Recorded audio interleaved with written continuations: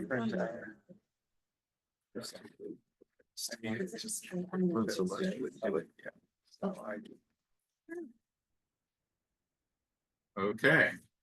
good evening. Welcome. It is 5:30 p.m. and as chair of the Palm Springs Historic Site Preservation Board, I am calling this evening March 4th, 2025 meeting of the Historic Site Preservation Board to order. May we please have the roll call? Yes. Chair Nelson, Right. Vice Chair Rosenau, Here. Member Hanson, here. Member Bachman, Here. Member Hare, Here. Member Maruzzi, Here. Member Mashta Hitchcock. Here. Members are present. You have a quorum. Great. Thank you so much, sir. Now, may we please have your report on the posting of the agenda? Yes, the agenda for this meeting was posted for public review of the City Hall Bulletin Board, as well as the west side of City Hall or Council Chambers and the Planning Department calendar in accordance with the city's policies. Great, thank you so much. Does the board have any revision to our agenda? Nope. Okay. Being none, may I please have a motion to approve? I move. Great, we have a motion by member Hare to approve. Do we have a second? A second. Thank you, member Harrison. So I'll call for the question. All in favor, please say aye. Aye. Any opposed? Nope. Motion carries 7-0. Thank you. At this time, I would like to acknowledge and welcome the Director of Planning, Christopher Hadwin, who will introduce us to the new Assistant Director of Planning. Thank you, Chair Nelson, and good to see you all this evening. I just wanted to stop by quickly and introduce, as the chair said, our new Assistant Planning Director, Tony Reederer, who joined us about 2 weeks ago now from the Portland area, where he was previously working. He's had experience throughout the U.S. working in planning, and specifically most recently implementing zoning codes and writing zoning codes for different municipalities in Oregon. So we're really excited to have him here and share that experience with us. As you all know, we're in the middle of a revision to our zoning code, so his expertise will be well utilized in that process. We're really happy to have him here. We're also happy to have extra hands on deck for all of the important work that we're doing. So I wanted to introduce him all to you. Going forward, just as David Newell did when he was here, he'll be supporting Sarah with these meetings. Welcome, Tony, and you want to say hello and add to anything I said? Hey there, good evening, everyone. Tony, as said. I'm really glad to be here with you all in Palm Springs. Just a little bit about my background. Before I was doing this kind of zoning code work and before I went to graduate school for planning, my first degree was actually in historic preservation. So I'm very enthusiastic about the work that Sarah does and the work that you all do here in Palm Springs. So glad to be here with you all. Now I have to go deal with another matter, but I leave you in your very capable hands, and I wish you all a good meeting. Thanks. Thank you, Chris, and welcome, Tony. We look forward to working with you. Great. All right. So now we move along to public comment. This time has been set aside for members of the public to address the HSPB on agenda items and items of general interest within the subject matter jurisdiction of our board. Although we value your comments, pursuant to the Brown Act, the HSPB generally cannot take any action on items not listed on our posted agenda. There'll be 3 minutes assigned to each speaker who wishes to speak under public comment. Testimony for public hearing will be taken at the time of the hearing. Do we have anyone for public comment, staff? I didn't receive any written public comment for non-agenda items or non-public items. I'm not sure if we have anyone in our chat that is expressing to provide public comment. Don't think so. And being no one in the audience, we can move on. We're going to close public comment at this time and proceed to the next item, which is our consent calendar. So we have one item today, our draft minutes from February 4th, 2025. Does anyone wish to provide any comment or provide or pull any items on the consent calendar for further discussion? I have to abstain because I was at the meeting. That's correct. Thank you so much, Member Murphy. Anyone? Okay, can we have a motion to approve? I'll move. Great, we have a motion by Vice Chair Rose now to approve. Do I have a second? A second. Great, thank you, Member Hanson. So we have a motion by Vice Chair Rose now and a member, excuse me, a second by Member Hanson to approve the consent calendar without further discussion. All in favor, please say aye. Aye. Motion carries 7-0. Six. Oh, my apologies, thank you. 6-0. Moving on, public hearing, item 2 and item 2A is an application by Julie Kavanaugh and Adam Kavanaugh for the historic site designation of the Richard and Dean Kulchek residence located at 2395 Pebble Beach Drive. Case number HFPB 163. So at this time, we can defer to staff. We can do the presentation pulled up for 395.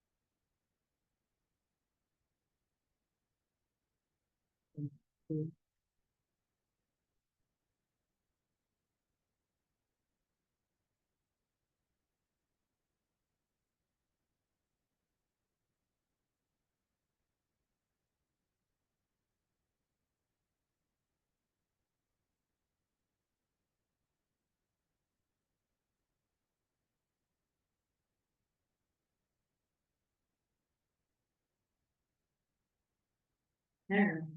So HSP 163, also known as the Holschuck Residence, is located at 2395 Pebble Beach Drive.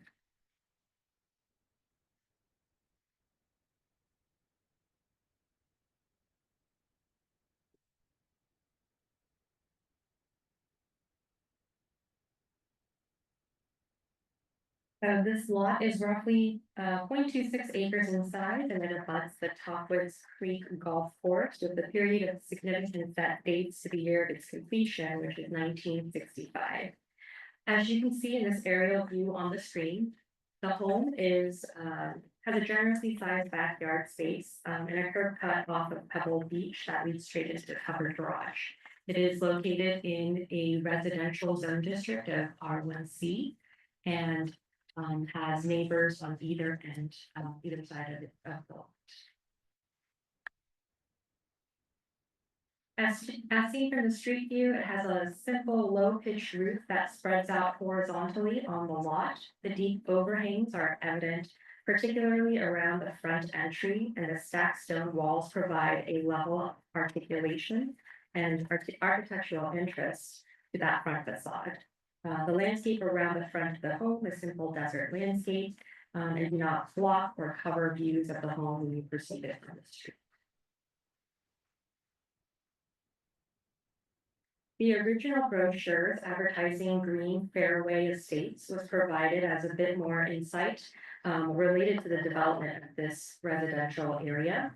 The brochure includes different styles and floor plans that were available for home buyers. This was provided by the owners to everyone here, as well as to the packet. This particular property was known as the Wentworth Elevation G, and the floor plan was floor plan number 1, which consisted of 3 bedrooms. Based on the original layout of the homes, almost all of the lots abut a section of the golf course. And when you look closely at the floor plan, the foyer acts as an axis that connects the front and rear yards in terms of views and organizes the private and public spaces into wings on either side of the space. Like many tract home developments during this time, The variation in floor plans and elevations created a cohesive neighborhood feeling, but allowed for a level of customization. So when it comes to the criteria for historic designation, property requires to meet one or more of the 7 criteria listed here. And during the post-war period in Palm Springs, the population and the economic boom is apparent in how the city expanded. Advertising as a housing development for full-time residential or for full-time residents indicates that the city is not housing just seasonal visitors, but it's now looking at full-time residents. The importance of leisure desert living and golf as a popular pastime activity was also a pivotal point in the city's history, and it manifested itself in the built urban fabric. The development was also the last of the Alexander Construction Company, and the design of the homes were done by architect Donald Wexler. The home certainly synthesizes residential development and the golf course, and presents the work of the Alexanders and Donald Wexler. They both who have tremendous influence on the built environment in Palm Springs and to the profession itself. So with that being said, both criterion 3 and 5 are met. As a class 1 landmark, the site must also meet sufficient amounts of integrity as are listed here. The location of the home remains in place. The design of the home, particularly the front facade, was restored to its original features, and the new addition is completely subordinate and harmonious with the existing home. In fact, I believe that the infill of that addition is part and parcel with the floor plans that represent a 4-bedroom house. The setting of the home along the fairway remains intact, and the material, workmanship, feeling, and associations are all met. The view of the slide, view that you see on the slideshow there is of the rear side of the home and how the open courtyard remains open. I believe we all saw on site that many of those homes have enclosed that area. The courtyard remains open right directly behind the entry foyer.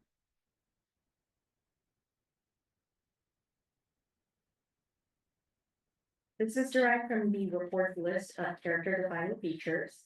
Staff has compiled the following list of features that were identified as contributing. While interior features like for private homes are typically not part of our purview, they were called out as extant features that were original, so they were included. And that does include elements like the Roman tub that you see in that image there, as well as the fireplace. For non-contributing features, the new addition to the rear of the home and the screen that you see at the front of the home are not part of the original design. While they are eloquently integrated, they are not original features. And as non-original features, they also do not impact the original features on the home. So again, they have been done in a way that is respectful of the historic resource, yet we do want to make sure that we call those elements out. As an owner initiated request for historic designation, the home again meets criteria 3 and 5 and a sufficient amount of the integrity as listed in the section relevant in the code.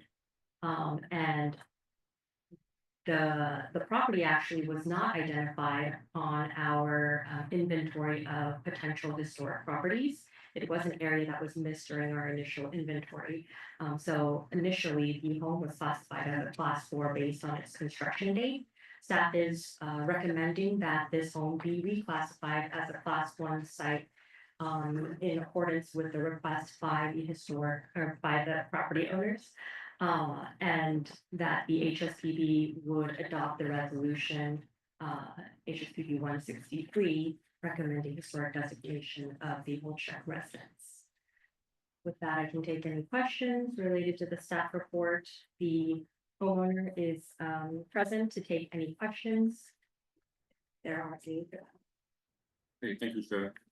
The board have any questions of staff based on the staff report at this time? Okay, and it's just worth noting that that last survey actually overlooked the entire neighborhood, just as an FYI.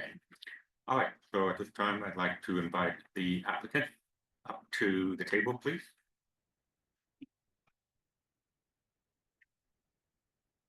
You could just state your full name, for the record, we obviously know your address. Julie Sabat Camber. Adam Kavanaugh. Great, thank you. I just wanted to personally thank both of you for doing an owner initiated designation. Really wonderful thing to see owners, you know, take the initiative and bring it into the city. Being less work for us, and we really appreciate it. So thank you for that, and also congratulations on a very well researched report. Thank you very much. Any questions for Adam and Julie? Okay, would you like to share anything with us?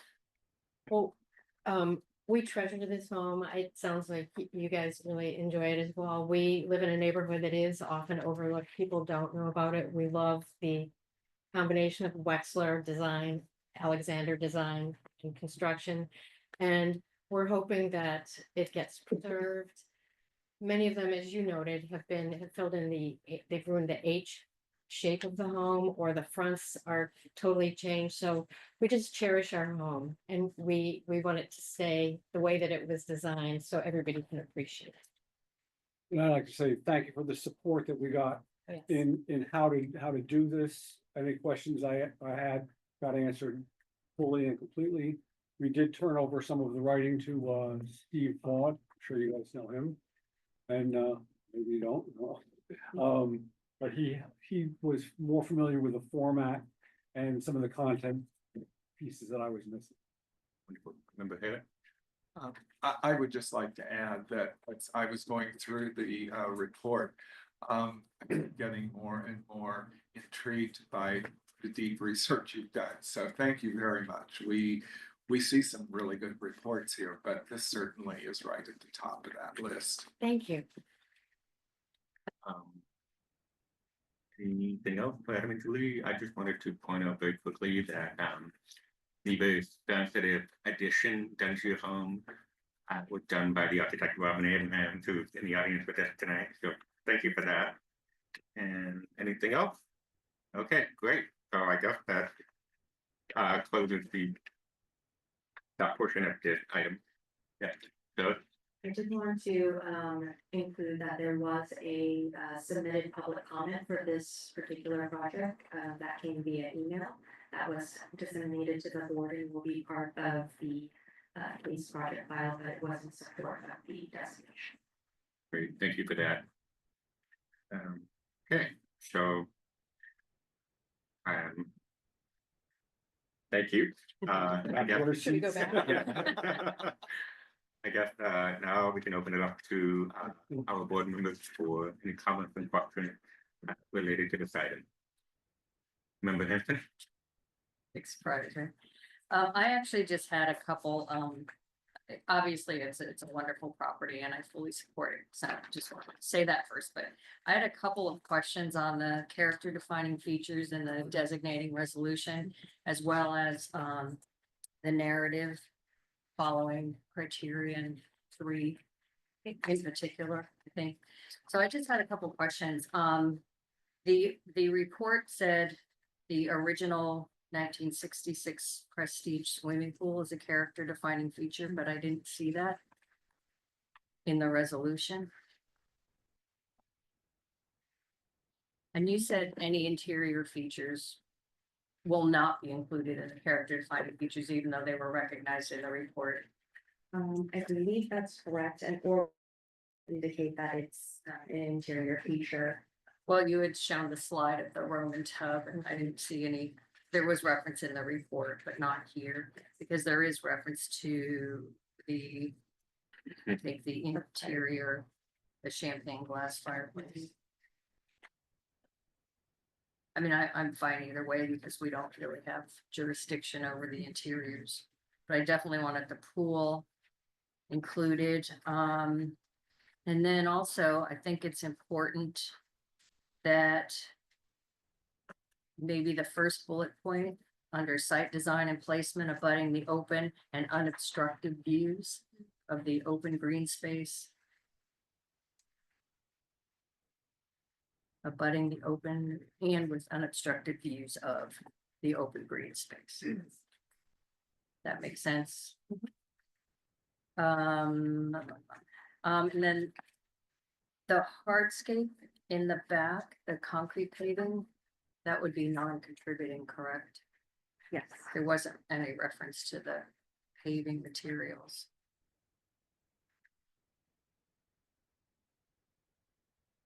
Was there, do you want to see if anybody else had comments on that before I talk about the criteria narrative?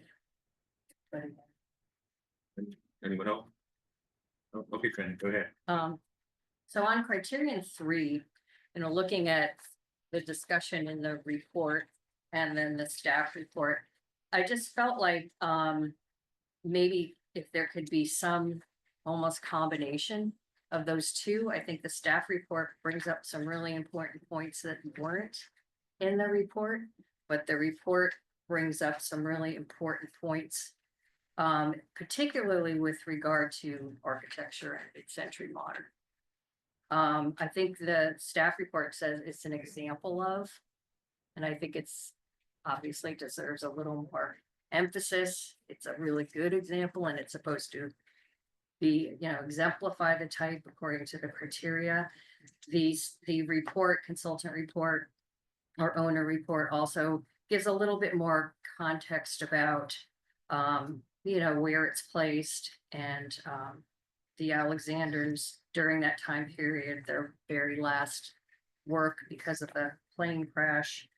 So I just think maybe, if you could sort of extract those important points and kind of combine them with the points that you made into something that reflects the, the development history of the property, its significance within modernist architecture. And then also combining some of the points that you made about this whole move to full-time residency for people and the golf course and the leisure living year-round. Does that make sense? Okay, so those were just my suggestions on specifically to the resolution for the designation. So we'll go ahead and add the supplemental information under criterion 3. Extracting that from the report. Yeah. Great. Thank you, Member Hanson. Anyone else? Okay, I think we're ready for the big moment. That being said, I am going to make the motion that we, yeah, go ahead. Sorry, so Chair Nelson, it does look like there's a hand raised and Oh, sorry, my apologies. yeah, so we just saw that. If you are so inclined, we Steve Bott has raised his hand for a comment. Is that okay to take this comment at this time? Jake, Chair Nelson.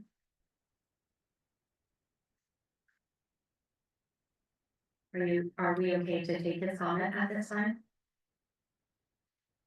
Are we okay to take the comment? Are we okay to take the comment at this time? Yeah. Yeah. Are you okay with that?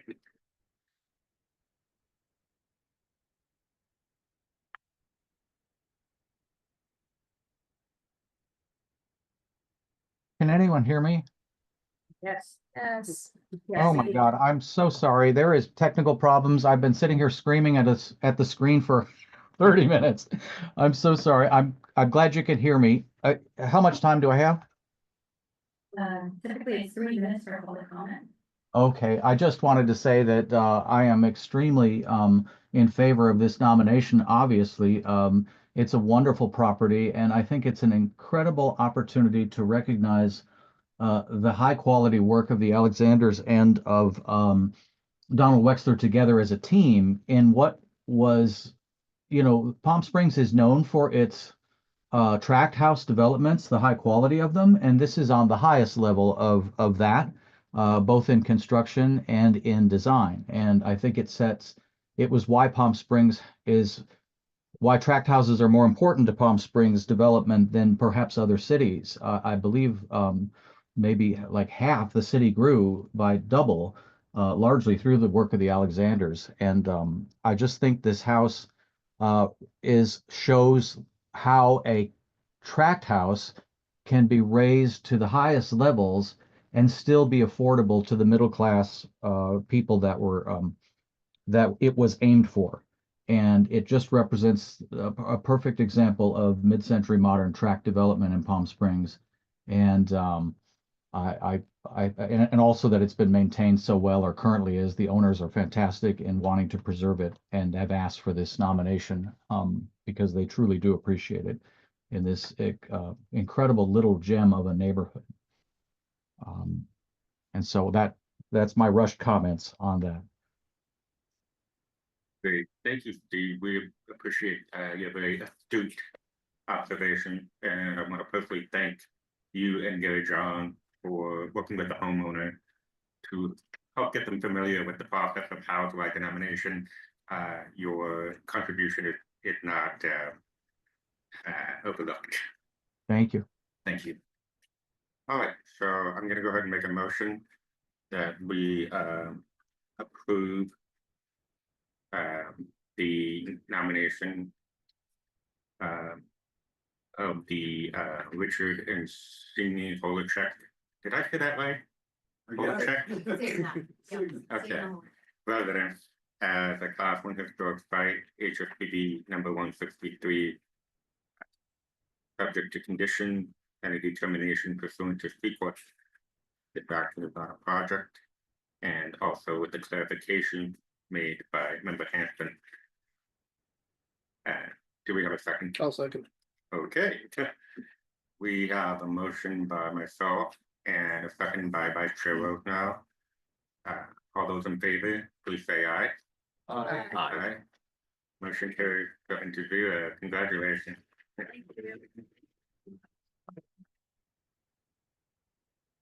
Okay, we are moving on to our next item. Is that okay? Yeah. Great, wonderful. So item 3 on our agenda is unfinished business. In which we have none. So we will move on to new business, item 4 and item 4A, which is a request by the Rocky Trust for approval of a certificate of appropriateness for major alteration to the gas company building, a Class 1 site located at 211 North Sunrise Way. HSPD number 158. Maybe please have a staff report. Yes, we get the application presentation up. So the next application for review is a certificate of appropriateness for major alterations to a class 1 historic landmark site. Here's a reminder via the aerial image of the location of the site. It is a corner condition. The outline around the site in red indicates the parcel that we are reviewing. That also contains the historic resource. The site is located in section 14 specific plan and it's zoned medium residential. The existing conditions of the resource is seen at this corner vantage point between the two buildings. The two images here shown on the screen. The Sprudeless building from 1969 was designed by Robert Riccardi as a civic building to house the gas company. It has been vacant for a number of years, and the current owner of the property wishes to repurpose the building as a 5-bedroom single-family home with a detached garage. The site was staked by the board and designated by the city. The resolution included the following list of character-defining features, which highlights the location of the property and call out the east facade as the primary facade of the building. The cast in place concrete has the irregular textured edging that is unique to the building, and the overall massing and asymmetry of the facades are also called out as significant. So we've listed all of the character defining features in the next two slides. The narrow floor to ceiling openings, while fenestration was introduced into the massing. The cantilever steel canopy with the wooden slate underside of the overhangs were also called out as significant features to the building. The owner has committed to cleaning and potentially repairing any areas that need to be restored as part of the application. It is currently reaching out to concrete experts for direction on how to take care of these features in accordance with preservation guidelines. So these two slides, I only just picked out a few to discuss, but the resolution in your packet, the city council resolution does outline all of these character defining features. And they are important to take into account as we review the application for major alteration.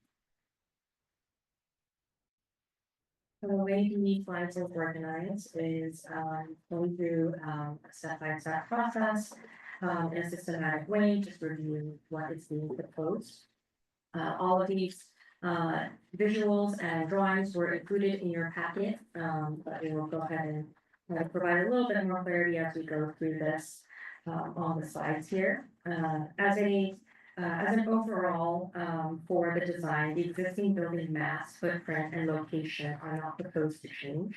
The added pieces on the site do not touch the existing building, and they are completely detached, which is an important thing to note. A new perimeter wall and gates are proposed to secure the site, yet the material that has been chosen provides a level of transparency that allows the resource to be viewed. The concrete planters on the east and south side of the lot are preserved, and two trees are proposed to be removed, making way for the proposed garage and the curb wall that is necessary for parking. In the same area on the west side of the lot, concrete walls are proposed to be removed, and that's in the location where the garage is being proposed. It's kind of the rear yard for the property. Again, those concrete planters were not identified as the character defining planters. Those were the character defining planters were located on the east and south elevations, south sides of the property. This next slide shows the proposed site and the preliminary landscape plan that was sent as additional information. Again, most of the plantings that are street facing are staying consistent with kind of the desert landscape that we have there today. There is some grass turf being proposed around the pool area. Again, the review for turf and plantings is done through a separate process typically, just to make sure that water efficiency requirements are met, and that potentially be done through an architectural review, staff level review, making sure that those criteria are met. Not part of our purview, but in terms of having an idea of what the potential preliminary landscape plan looks like, this is provided.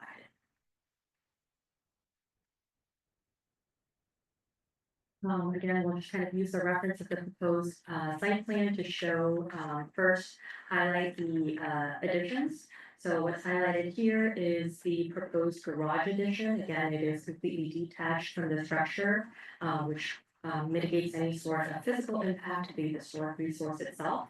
It is a modest flat roof structure, stucco surface. It is a darker color surface, which does allow delineation of it being a new massing on the site. And again, it is located in a position where it doesn't interfere with the elevations that have been deemed significant. The next area that I wanted to highlight was where the pool and the detached patio cover is located. Again, these features do not touch the historic resource. And I forgot to mention, but this project did come before the board in a study session. Since that study session, the location of the pool has been changed as a result of some of the comments. But the pool is now oriented and located in the corner, the far northwestern corner of the lot. And the patio cover is now brought closer to the kitchen services. So it does create a level of serviceability. And then again, all of these features are detached from the resource. The last thing I wanted to highlight here is the introduction of the skylights. And these are shown in red. They are skylights that are internalized, so they don't have any sort of physical impact to the exterior walls. However, this feature does allow for additional light to enter into the space. And you can see from the west elevation where those protrusions are, and then the bottom elevation is the east elevation, which is the primary. The walls do have areas where it is higher, so it does create a parapet scenario. So they are located in locations that have a bit of coverage provided by the existing historic walls. And then going through the elevations, we'll start with the east elevation, which is the main elevation. And again, these are all in your packet. We did have an addendum that was made to the east, to a few of the elevations, which was disseminated to the group. I do want to call out what that was specifically. So we have the existing as built, and then the proposed, and then the image to the right on the slide is the proposed east elevation with the addendum. Following our study session, the east elevation, which was deemed the primary elevation, all new intrusions, new openings have been removed. And so the applicant is now working with existing openings only. Comments related to being sensitive to the division of the windows have been taken into account, so we do see the reintroduction of the original kind of layout and divisions of the openings. The addendum does include a change to the existing opening to the far right, if you look on the elevation. Before or in your packet, it was represented as a door that was 12 feet tall. Just from that proposal has been amended to a door and a transom configuration, and this you'll see throughout the elevations is derived from an existing door and transom configuration that was seen in the original design. This is a blow-up of that image just for clarity, and then the existing condition of the wall as we see it today. Is being proposed as a transom and a door, but the size of the opening remains as is. This is the south elevation, which is also viewable from the street. This south elevation was not identified as the primary location. The windows, the new intrusions for the windows have been highlighted in red. They have been reduced to the 2 window openings plus the existing opening. And again, we have the configuration of the transom and the door. And this is the existing condition of that wall that exists today. Moving on to the west elevation. This is considered the rear and where the rear entry is, taking into account the comments heard from HSTP during the study session. The bump out that was at the rear has been removed, and a freestanding canopy now is proposed in that walkway that leads up to the rear entrance, and additional openings have been removed, and one of the existing openings will now be used to bring in more light, air and light. That's that condition of the wall, that's the condition of the wall as it exists today.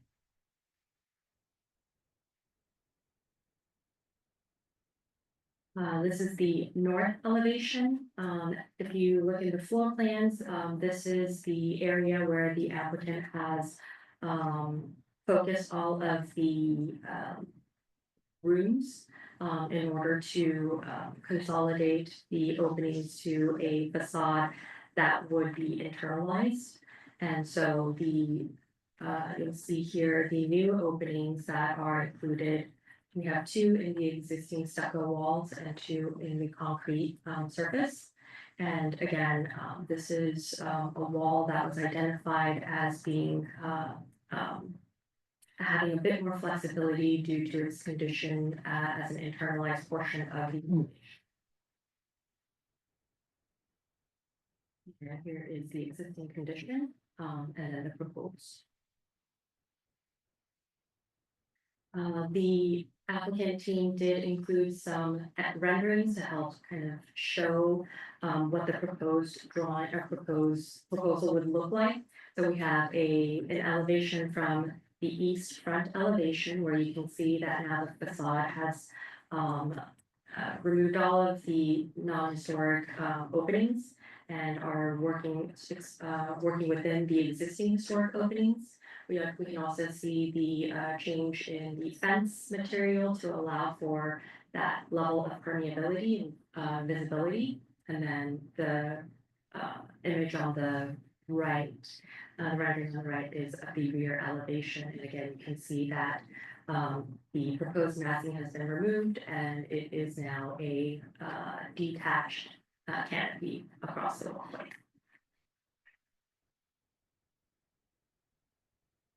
Going over the criteria for alterations, so there are 4. And in terms of the proposal, the alterations need to be contemplated in a way where character defining features that are listed in the resolution are maintained as much as possible. Proposed alterations need to minimize impact to the best extent possible. We do find that this revised design respects the character defining features, particularly the front facade that was identified and with the revision. The proposed alteration criterion 2 talks about assisting the historic resource in its appearance and making sure that preservation and enhancements are being made. The applicant was committed to making sure that cleaning and restoring and maintenance of the existing concrete wall is a priority for them. And so as part of their commitment, we did include a condition asking for that information. If there are any recommendations related to the care of the historic wall, that may include different cleaning solutions, or in some instances, there may be coatings. We are requesting that be mocked up and have staff approval. And then criterion 3 talks about any sort of new additions being consistent with massing, proportion, and materials. And we do find that the proposed additions and changes do meet criterion 3. As for criterion 4, no federal funds are being used for this project, but we do find that the changes are consistent with the fact that all historic or character defining features are being maintained and respected. In conclusion, we do find that the proposal as a whole is harmonious with the historic resource. The changes have been reduced to the minimal extent that's needed. The exterior concrete facade will be restored and maintained, therefore meet the criteria for certificate of appropriateness. And that is, of course, the revised design that is before you today. So staff does recommend that HSP be approved the certificate of appropriateness for the repurposing of this building into a single family home. with the condition of, reviewing the maintenance plans and restoration plans. For people. Public exteriors. With that, I would like to conclude, the staff report. If you have any questions, I can take those, and of course, the applicant team here is here. If you have any specific questions, you would like to ask them. Any questions for staff at this time? Member Much Scott, please. I have a clarification question, just looking at the elevations. There's a couple of elevations where it looks like the concrete, there's like more concrete being removed than is listed in the, than is identified, as alterations, and I just wanna make sure it's not a trick of the rendering, like the angle. So if we look at an east elevation, the as-built east elevation, the existing and the proposal east elevation. So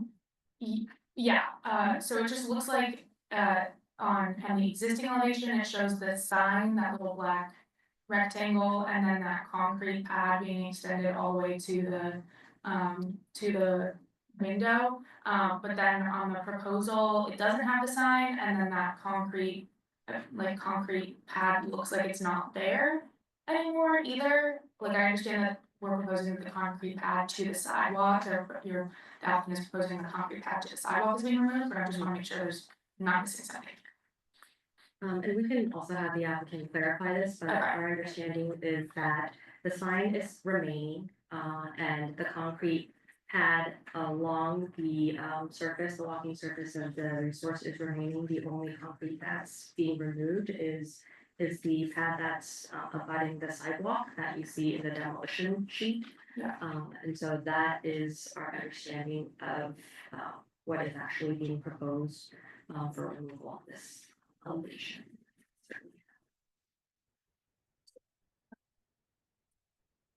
Thank you. Member Barton. Question on the skylights. You're calling them skylights. Are they skylights or clear story? They look like they're vertical. So the way that it's represented in the drawings, and you can see it in this section, they are bump outs that have clear story windows around them.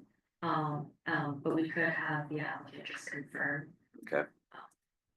Actually, I don't know if it's included in here, we do have a site.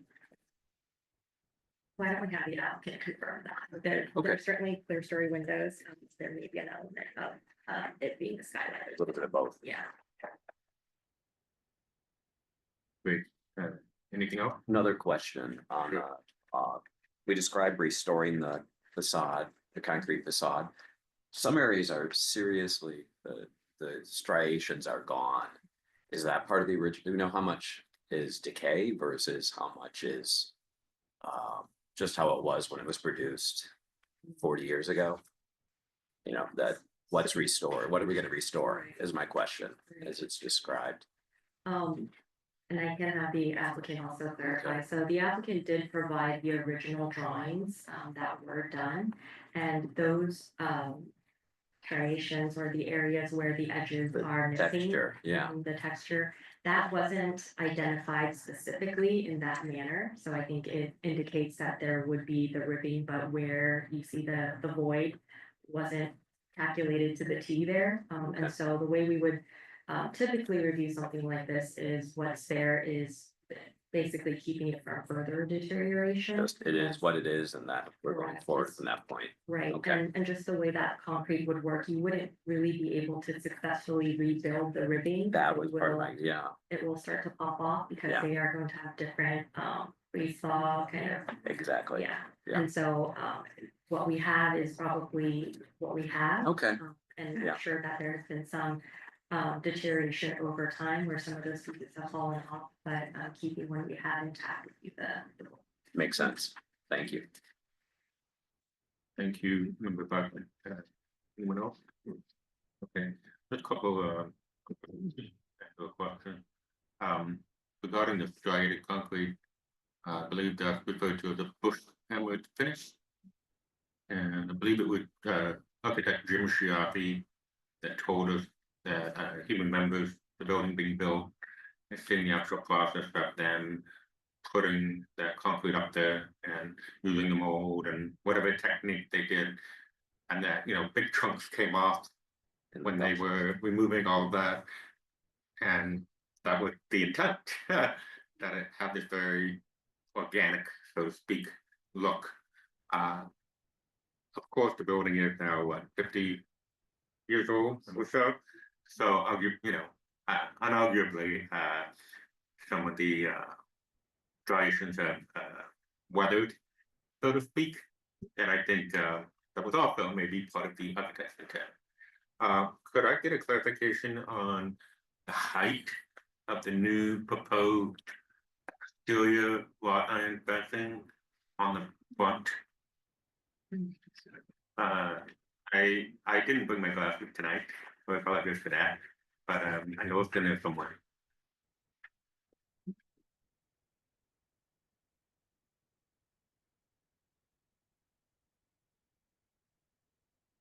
I'll actually defer to the applicant. I saw on that height calculation for the actual wrought iron fence, generally speaking. If the fence is on the property line, it can be 4.5 feet tall. If it is 5 feet in from the property line, it can be 5 feet tall. And then when it's within that setback area, that's when it can bump up to the 6 feet. So it's going to be anywhere between that 4.5 to 5 feet based on where it's located on the property, from the property line. Clarify, and if it is the wrong height, it will have to meet the zoning requirements for that. So that height. to be determined. Thank you for that clarification. And then the other question for staff. According to the photos provided on the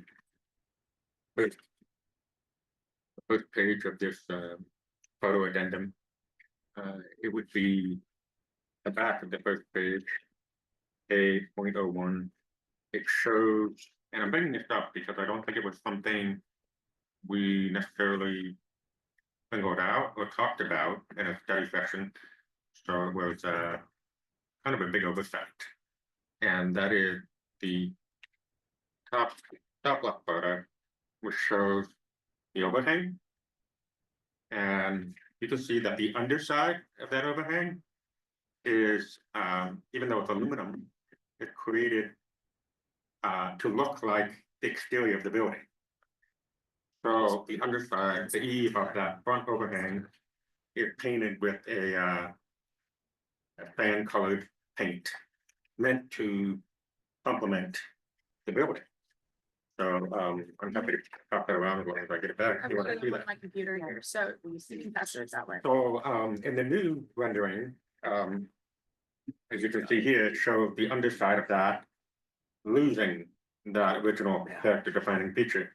So it shows the underside of that now being dark or black or dark brown. So clearly this was something we missed in a study session, I believe. So I would just like staff to clarify whether there has been any discussion around that, or if that's been brought to the applicant's attention. Thank you. There hasn't been specific discussion around that. I do believe that that ribbing has been identified as a character defining feature in the resolution. And so that is represented and it needs to remain. However, I don't think we specified color as being an important feature. It was just identified as the ribbing based on the resolution language. That's something that you could certainly talk about. Okay. Wish. Great, thank you. Any other comments? Nope, okay. I think it's time to invite the applicant up to the table, please. So if you could please welcome Paul McBride and his architect, Vicky Barbieri and her team. Yes. Welcome. Well, you know my name now. Vicky Barbieri, the architect, and Manuel, your name.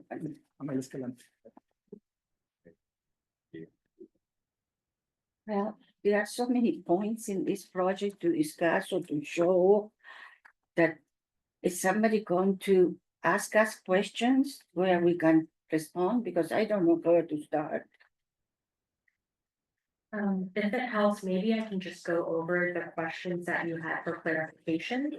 So I will ask the questions that they had asked previously.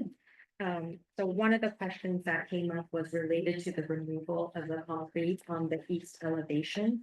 So in the renderings, there was an area that shows kind of where it was blacked out. I think it may have been an oversight, but if you can clarify, the sign is remaining, the concrete around the sign is remaining. And then the concrete base surrounding, basically the platform leading up to the entry, all of that is remaining in place in terms of the final. I'm just verifying if that's accurate. Well, we have existing a very, very wide platform going into what used to be a public building. Now it's a residence. Then it's kind of a slope ramp from the sidewalk to where the existing steps are. And it's deteriorated. We would like to remove only that part and re-pour cement and make it more logical or accessible than what is today. It's the only thing is a replacement of a slope ramp for a flat area with 1 or 2 more steps.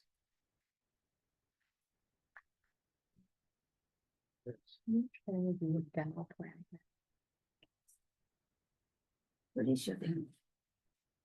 So, for those who have their packet, I think, page sheet A 1.11, shows the demolition and removal plan. And I think the question, and again, I can reiterate, is, the yellow area here and the ramp that is not a historic feature are the only areas being removed, correct? Correct. And we have And this then, yes, the others. concrete, existing concrete for the parking area that was here before, that we would like to report in the areas that we already show, and the rest be landscape planting and things in that order, that because we don't need all that cement in the back. And I think that question was from member Marsha Hitchcock. Does that answer your question? Yeah, yes, thank you. Perfect. Thank you. The second question we had was related to the skylights. Currently, the proposed skylight, is a raised, area, internal to the building. If you could clarify, it looks like there are clear story windows that you can see from the elevations. Is it also, a glass top in terms of it being an actual skylight, or is it just the clear story windows around? Well, consider the weather of Palm Spring to expose directly glass to the sun. It will make it a place inside like an oven. Or then what we determined to do to have the upper part solid, and we create an area all around with glass. And not too tall, it's 18 inches. In that way, we don't receive that enormous heat into the space. So that clarification is that if the top is not glass and it's just a band of clear story windows, so they're almost. I just have a further question on that, but what is the material, the top? Of the Is it going to be a roof, like existing roof in the property, built with 2x4s and the same roofing material that is already in the project? And it will be white or gray, or do we know? Excuse me? The color of it, do we know? I think it's PVC. The color of the structure? Of the roof. I don't- If it's clear, the roof of the existing roofing is pretty good. What it means that we are planning to catch it in the areas where we remove things from the roof, like air conditionings, things like this, with the same material, the same color. I've never been in that roof. We will do this skylight. And so, Currently in the aerial view, and I think that was the very first slide. It looks like it is a tan colored roof It's a flat roof. I'm not sure exactly what that material is, but it sounds like it's going to match what's there currently. It's PVC. Material, PVC and sheets. For me, it must be special for the heat of the desert. Then we will repeat the same material and the same color in the patching of the existing roof. If we don't need it to re-roof completely, the roofer company is going to be guiding us. Hopefully, it's not recommended to remove everything and do it all over again. But that is what we are doing with those roofs. But it sounds like it's gonna be closer to like a TPO material. Yeah, so my concern is that the skyline to the front of the building, the front elevation, is pretty close to the building edge. So,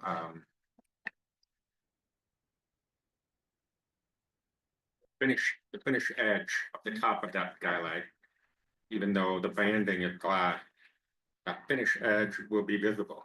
The very top of it won't necessarily be visible from the street, but the way it's finished will. So the cleanliness of that, sometimes the roofing material that they use, especially if it has an insulation or a foam, tend to warp and buckle, and then you would see that from the street. I've seen it before myself on other homes, and it is not like attractive. So I'm just trying to get to a place where we know that when this was built, that the finish of that front skylight that's closest to the front of the building won't have a material that could warp or buckle or become, ugly, so to speak. Yeah, the vision is to match what the project already exists. And in the front, for example, porch that is covered, they have a beautiful edge, and I think it's metal for the whole width. And this is what we intended to do in the semi-skylight that we call it. You are absolutely right.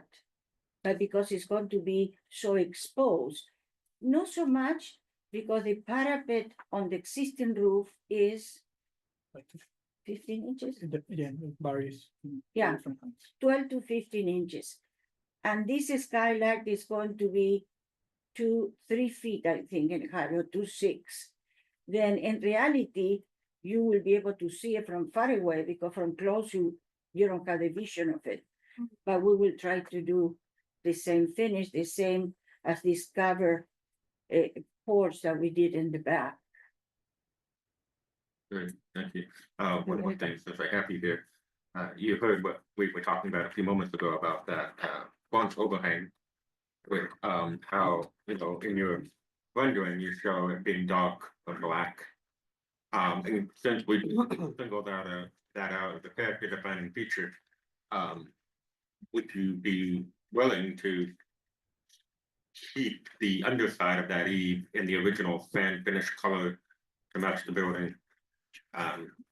Well, we would like to do this, but Secretary of Interior's code specifically said, and every time that I see a historical building being repaired, the idea is that you don't use materials to match exactly what is there, because whoever see it, they don't know what is original and they don't know what is new.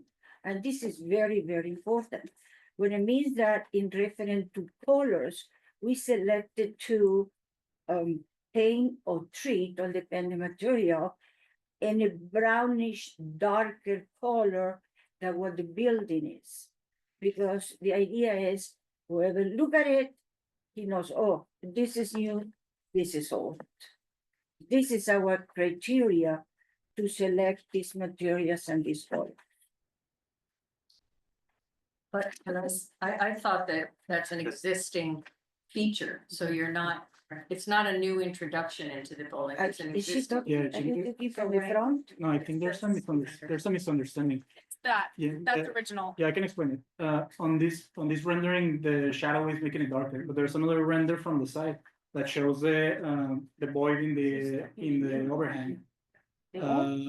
You can see the color there that it remains, because one of the criteria that we use, It does. It looks very dark, it Yeah. looks like it's been painted black. it's probably because of the shadow of the rendering, Oh, I see. but yeah, that one, yeah. Well, also, is there any possible that it been painted different colors over time, too, so, yeah, once you know for sure. Yeah, but one of our criteria was to preserve like all the steel structure and aluminum structure is gonna preserve. So your intent is to keep it as it looks now? Yeah. It's just sort of a shadowing on Yeah, the that. shadow. It's fine. Okay, Oh, good, yeah. Yeah, sorry, it was a misunderstanding, but yeah. I was confused. Wait, that's what we're here for. No, yeah, and this other rendering from the side, you can see, and it was, we talked about it, like, we have to preserve the steel in the same color as original. Yeah. So it's gonna be the same. Wonderful. So, I think Doug made a note that we clarified that. Yes. Okay, wonderful. And then the Oh. last question that came up, is related to the height of the fencing. Do we have a height?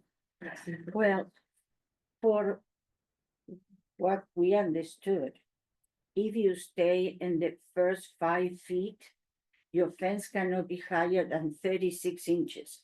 But if you are behind the 5 feet, you can build it to 6 foot. And this is what we can do. 6 foot. Yeah, 6 foot. So that's probably a clarification that we need to do with the zoning requirement. So we can measure from the property line and give you the correct height based on zoning, because we can't do any height variations for that. The only varying that can happen is for the gates, in terms of the height. So based on where it's located, if it's 5 feet recessed from the property line, the max height it can be is 5 feet tall. And then you have to, in order to bump up to 6, you have to be outside of the setback. So we can, I'm not just outside. outside, I believe, That's 6 feet. I don't wanna quote the actual, dimensions, but we can review that based on the zoning code requirements, but it will have to meet underlying zoning, for height, so we can. Verify that. Another question on the fencing. Forgive me. So, will this apply to all 4 sides? Or are we just talking about the east elevation right now in terms of the setback? I think right now, so this has 2 street frontages. And then there are also requirements for that corner, visibility at the corner. So there are a couple things at play in terms of meeting the zoning requirements for any sort of fencing, like perimeter fencing that's proposed. Okay. So we can certainly hash out the details related to the height based on the zoning requirements. But yeah, it's gonna be most apparent, I think, for that east and south elevation. And that's where it will be, And that's so where then that- the north and west elevation, go block wall. yes, and, That's his thing. I think that's what was proposed, but yeah, the block wall height as a perimeter wall. It can bump up to that 6 feet height after you are back the setback. So whatever that front yard setback is, after you pass that front yard setback, it bump up to that 6 feet as a privacy fence. And we can calculate that as part of the zoning requirements for the wall. Okay, so just to clarify then, the north and west elevation will have a concrete block wall that's 6 feet high. And that's what's proposed, correct? The north and Yes, these two this walls one are concrete. adjacent to the next Correct, property. and those are. That is going to block be 6 foot block wall. walls, yeah. And can you clarify, is it a concrete CMU block? Is it with a stucco finish, or is it just a raw block, or is it a slump stone? What is the material in the finish? It's going to be the rough finish and the brownish that we are trying to look for one side. For the other side, I don't know. But in our side, it's going to be a rough block. Okay, I'm not sure if I understand that completely. Can you elaborate on that, Deb? Do you know? So when you have, sorry, so Yeah, I when know you what have it is. the wall here, Yeah. in terms of the finish. Yes. From this side of the house, Mhm. it's going to have rough finish, the block. Over the other side, it's going to be flat. So because that property line is being shared with its adjacent property, I think that what's being represented is the finish is going to be rough on On the our side of the historic resource, and then the side of the adjacent property is yet to be determined. I kind of get that for cost saving measure, but I'm not sure that personally putting a wall around the historic resource and leaving the back side of it unfinished when you're developing the property surrounding it is necessarily the best approach. I mean, I would think that you would want to finish both sides of the wall rather than stuccoing the inside and then leaving the back unfinished, because the back isn't going to back up to empty open lot. It's going to back up to a new development, as far as I understand. But why would you have those people looking out to an ugly unfinished wall around the historic resource? Why not make both sides of the wall beautiful and finished? Well, we are the architect for the project that you have mentioned, the next to this one. And it's the same owner at the same time. The way that we design the units over that side is called for concrete block wall, but it's going to be a stack on white. Then from this point of view, I have to say, the other side will be whatever it is.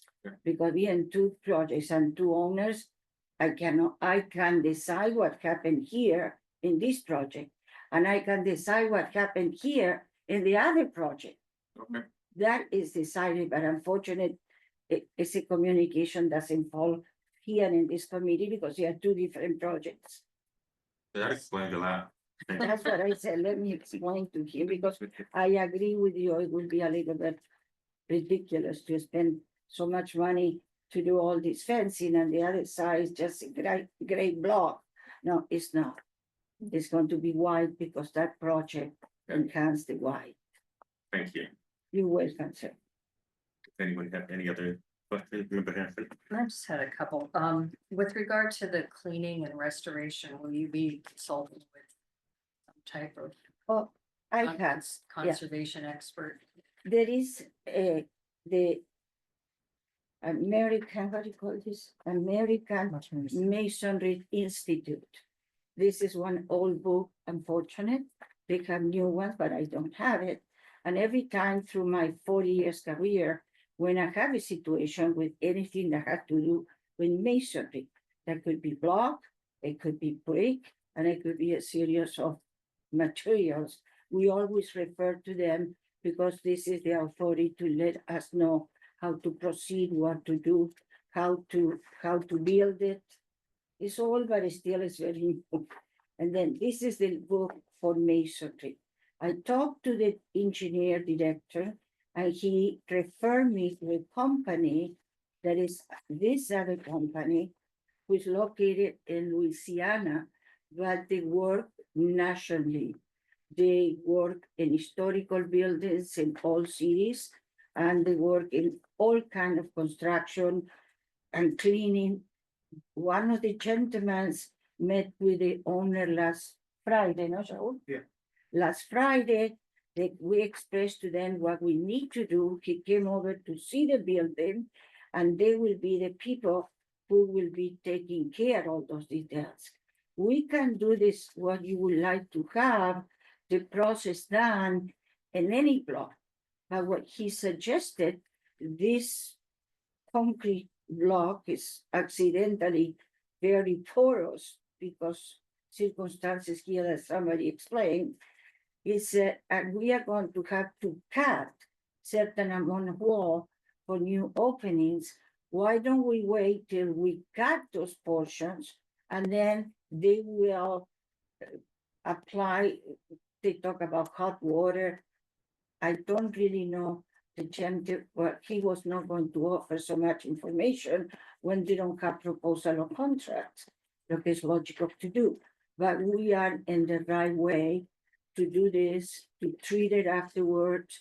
That would be a condition of approval and to satisfy the situation of that concrete. So Sarah, was that a condition of approval? Okay, I thought it was. So you would have some oversight and understanding of what's gonna be done, okay? And that would probably be done at a staff level.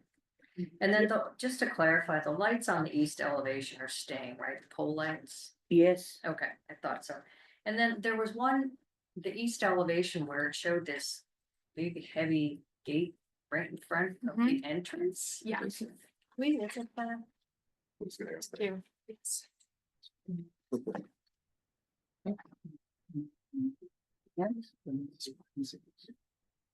yeah. We taking seriously the comment that, by the way, was very good comment. We will worry about the noise and the security and property that is in that corner. Then at the beginning, without maybe a good thinking, we design a concrete block wall. Then we came with a comment, this is an historical building with historical signage. It really should be enjoyed for the public, maybe not to get in, but if you walk, this is why we change for a wrought iron fence.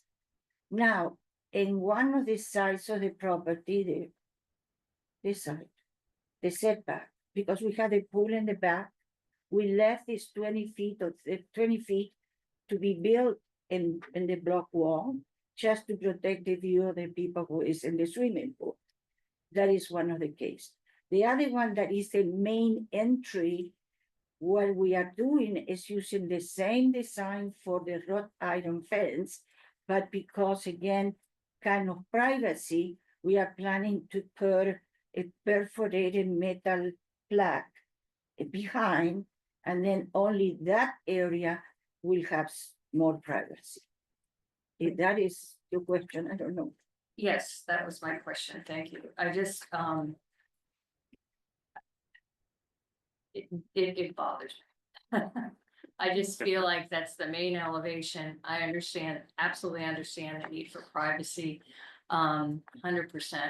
But it just, that changes the whole facade of the building in terms of reading that as what it had been originally, understanding what it was. I don't know if there's just, and it's not attached, so that's all a good thing.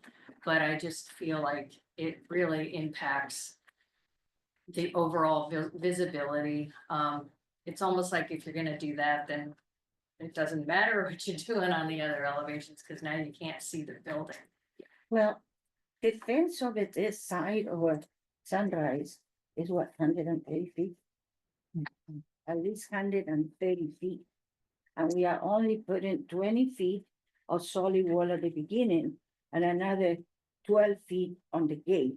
But you can't even see the front facade with landscaping. It's just. Oh, I'm sorry, but on after the gate is all this open 100 and something feet. Maybe you don't see it like this. From the side, you're saying? From the side, it's very open. Is there any way to just make that a little more transparent? Yeah, selecting a different perforation in the back sheet, but to leave it on, I mean, you are sitting outside there when everybody's going by, Yeah. and you better get makeup and dress up to sit outside, because you are really exposed. What we need to do is maybe 70% no exposed, and then you can sit outside in your bathing suit or whatever. Well, This is a fine. residence. Yeah, with the pool on the side and back. Yeah. I mean, you can That's see my the front of my difference. house from the street. Exactly. Yes, but you get dressed and made up before you sit. Yes, of course. Not necessarily. You have to look beautiful.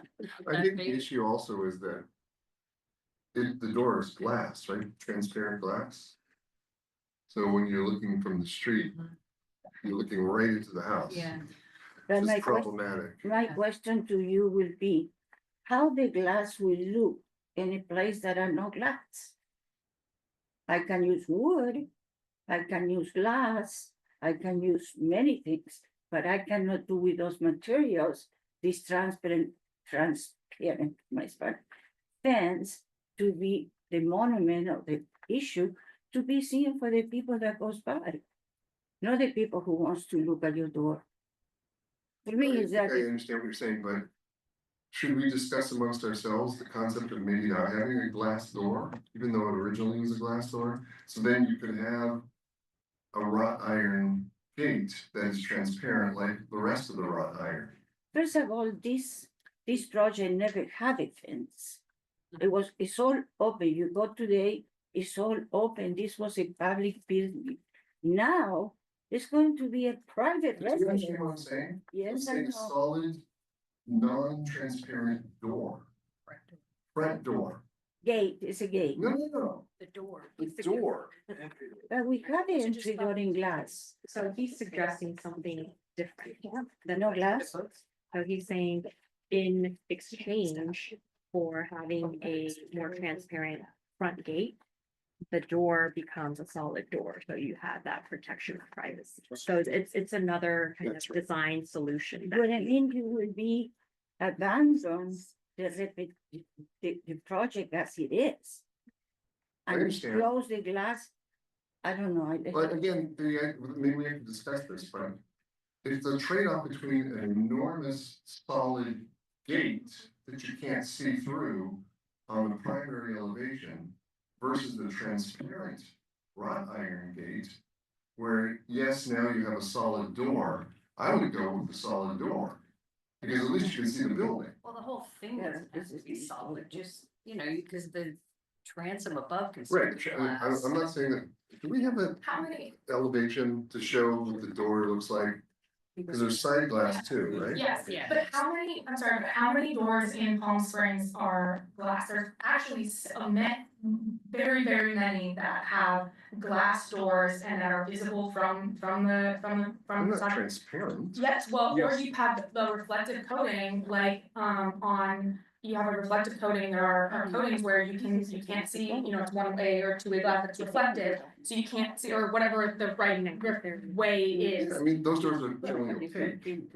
Not necessarily, I mean, my front door, like my front door back at home is, it has like a gigantic circular like window in the middle of it, and it was designed that way. I just don't think, I don't think that the issue of having the transparent front doors open to the facade, open to the street. Like, you can have both, is what I'm saying, is that they can both be transparent, because that is a thing in residences, Yeah, but it doesn't look in good. residential homes, and it's not here, and I agree with you fundamentally. Let's turn around and look at the wall. Yeah, I know, I agree. So this is glass, transparent glass, right? Yes. This is transparent glass, and these two doors are transparent glass. So even with this on the door, you still would have people being able to see on either side. What if it was lucent glass? You know? Where it was Frosted. Frosted. Frosted, Textured. reflected, Yeah. one way. Can't see right. do you understand what I'm saying? Frosted glass? I think it will make it easy for everybody. Just leave the front as we designed it in Rhode Island and take the lining behind to give it privacy, leave it just as it is, open. And that way we don't touch the historical building, changing facade that for you before was so important, that is the east facade. And second one, if they want to be in the front or put drapes in the windows, eliminate that sheet in the. So No, in the front of the house, not in the gate. I understand, but this is the door, these are doors, not gates. There's a gate here. And then there's the doors, the entry doors. Yes, sir. So if all of this was translucent, like etch glass or whatever the term is. I'm just gonna interrupt you if I may. In the spirit of having everyone speak, I'd like to open it up to member Air, because I know you wanted to say something. Yes, let's rewind here to Janet's comment regarding concrete, and I realize that this may be a little early yet, knowing that you haven't signed any kind of contract with a restoration company, but concrete is porous, and I'm just curious about the kind of treatment that you're even thinking about in terms of sealants and also concrete in Southern California. That sealant is only good for a certain amount of time. Do you have plans for resealing in terms of preservation in the long term. And I just kind of wanted to drill down on that because what Sarah said seemed to be a little bit, in other words, it didn't quite satisfy me in terms of how thorough that her review might be in this. Can you speak to any of that? You, sir. Oh, for me. I think you're for me. Was that for me or for? Well, Can maybe you- both of you, I Can don't you know. repeat your question? I got Oh, I'm sorry. confused. It has to do with the protocol of preserving the concrete. And I know that you haven't settled on any particular method yet, but my concern is the long term because I've dealt with decorative concrete and also cultural art where concrete is used, and I know kind of what goes into the analysis of what needs to be done depending on the materials that the concrete is made of, and also how that is then not only treated initially, but how that treatment is maintained. I think we can, in some way. Sorry, I can answer that question Oh. because I actually met with the gentleman. Oh, okay, thank you. Hi, my name is Shaul Mizrahi. I'm the owner of the property. So on last Friday, I actually met with the concrete company that Vicky had recommended. And he, first of all, he will, once we engage with him, he will provide us with a solution as to what needs to be done. I did ask him that exact question. He said there is and I forgot the name of the product, but there is a product out there that it's a clear coated product. It's a coating that will be applied, and this coating will penetrate up to 2 inches inside the concrete for protection. And then I asked him exactly the same question: how long does that protection, the seal, last for? He said at least 10 years. So yeah. And has materials testing been done in California on this particular product? I can answer that because I got the brochure. We've been very involved in this, as you can see. They, at this moment, they are located in Louisiana, but they have worked in 15 states. And they have worked mainly, I only got the copy of the front. But these people has worked in big restorations in all towns, like he told me, and Yeah, there is a Philadelphia, nationwide Boston. company. Yeah. This is a huge national company. And it's referent, I was going to say, this is not the mom and pop from the corner. You should see the licenses and the insurance and the whole thing is a book like this. And we can do all of this with the best of the best from your side, from our side to preserve the building. But if Mr. Mizrahi said 2 years from now, what happened with the new owner? Do you think that he's got, they are at some time or many times, very good intention from us. But if they change hands, who's going to assure you or us that he's going to call the same company to clean and, you know, it's to say this is going to be maintained for I don't know how long, is good wishes. Well, We can start with it, no problem, but the reality is very different. The new owners come and maintain it if they want, or maintain it if they want. if I could just clarify a little bit more about what I'm talking about.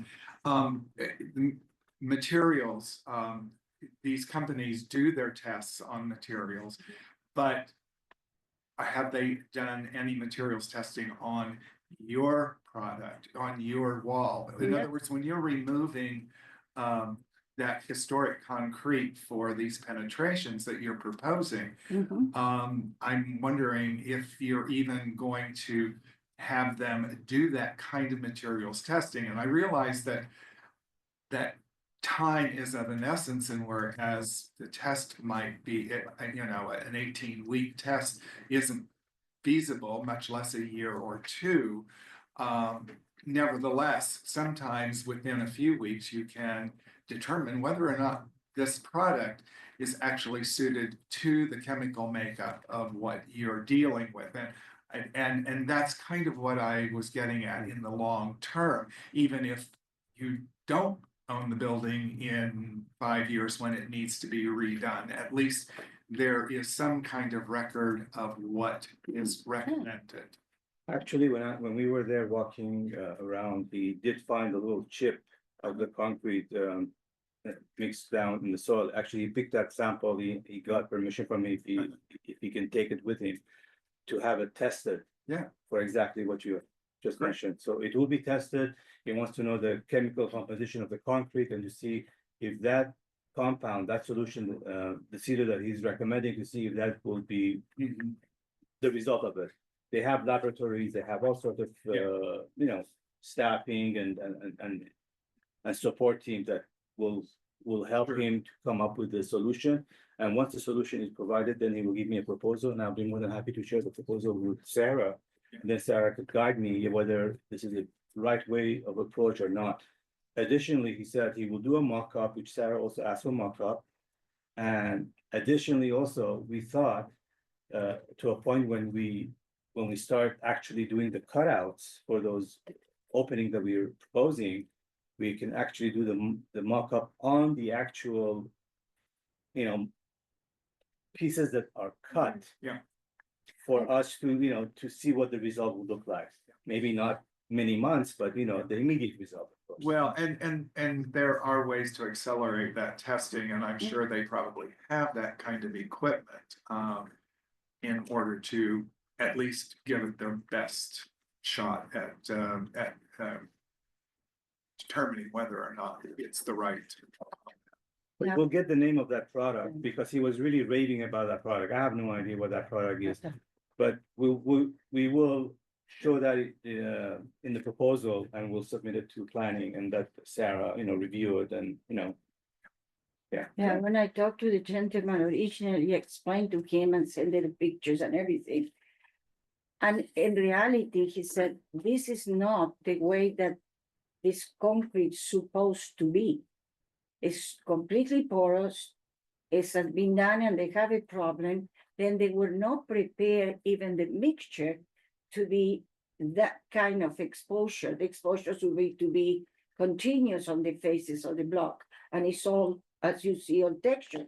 So with more reason, we would like to have a piece of that to try many different situations because it's very porous. It is. Okay, so Thank you. thank you, member, and thank you, Shaw. Just one further thing on that sealant. When you in discussion with the manufacturer or whomever you're purchasing that solution from, you have to make sure that obviously it should be a black or matte finish when it dries. We don't want clearly anything with a sheen or shine, which is obviously pretty important. 100%. Plus, we will do a mock-up and we will present it. Of course. Yeah, but nobody will do that. Even now the code says you have to paint the building to 6 feet for the graffiti. Nobody does that because I look like the bottom of the building is shiny and all the rest is natural. We try not to do it even if the code says it has to be done. So, okay, so I need to circle back to this discussion about the front door because it's not finished. And I'm glad that members Hanson, Moosby, and Marcy Hitchcock all brought that up because it was something I was concerned about as well. So we have at least 4 out of 7. So concerned about the mapping of the gate at the driveway, but willing to work with that. If you can do something about that mapping of the gate in front. Now, what I want to do is for everyone to think back to the context in which this building was built. It was built as a commercial public building. Now, I live in the South End, and there's a lot of architecture from the 70s in the South End. There are homes by contemporary Robert Ricciardi, who were doing similar types of architecture with similar types of finishes. Not exact to this, but very similar types of, striation or vertical materials, what have you. And there are a number of homes on South Caliente Road, for example. They have a very similar orientation and elevation at this property. And a lot of the front doors are Forms and Surfaces, which were a very popular company in the 70s. And I'm just thinking if Ricciardi was building this as a residence at that time, he probably would have used a solid door like Forms and Surfaces or a solid wooden door or something that would provide privacy. But there are a number of houses in the South End from that period that have the glass surround, the side lights on either side and the glass up above. And in some cases, it's smoked glass. So the smoked glass was very popular in that period of time and would go with this building. I do believe I remember seeing smoked glass on this building. I was in this building in the early 1980s, within the first 5-6 years of it being built, because I grew up literally 2 blocks away. So I remember seeing smoked glass there. I don't know if there's any left now, but if you just put yourself back in the context of that time, and if Ricciardi was building that as a house as opposed to a commercial building, he would have used things like smoked glass and a solid wood door. And I think that would, it would address some of our concerns about still being able to see what is a Class 1 historic resource, seeing all of the exterior of the building. And if that means changing the front door, so be it, because you're changing it from a commercial publicly accessed building to a private residence. So I think we are willing to work with you, ladies and gentlemen, and whatever you would suggest. My position or our position was being this an historical building and being very determined to look every little point on this building, and then decided to change an original element of the building that is the front entry. I will never be able to do it without your approval. Close the hearing and then discuss this amongst ourselves. Yeah. So I think that's where we're at. Let's close the hearing. yeah, sure. But does anyone have any final comments or questions, concern on that? No? Okay. We have less We to wanna discuss. Okay, so we're gonna close the public hearing One clarifying question, like small clarifying question. for the applicant. Yeah, Sure. small Yes. clarifying question. Go ahead. The glass that you're planning to replace, because you're replacing all of the doors and windows, the glass doors and windows. Yes. The glass that is going in, the new glass, is that going to be the same or replicated, the same solar tinted, glass that is existing? To be honest with you, I never asked this question yet. I thought that we were going to put, remember the new windows and door are going to be double glazed. That what is known now, they say, well, we got to change all the frames and the windows and doors. I didn't thought about it, if I had to be truthful. Well, for example, in my own house, we do have they come already tinted. We don't have to put any film. No, I know, we can, we Yeah. can just paint the glass. Yeah, so it'll be a But slight tint, nothing. For the major. entry, I will say agree with you. But for the rest of the room, we have such a little amount of light coming to this room in just one window that I don't think we should have used it. But in the front, that we have plenty of light, I don't have no issue.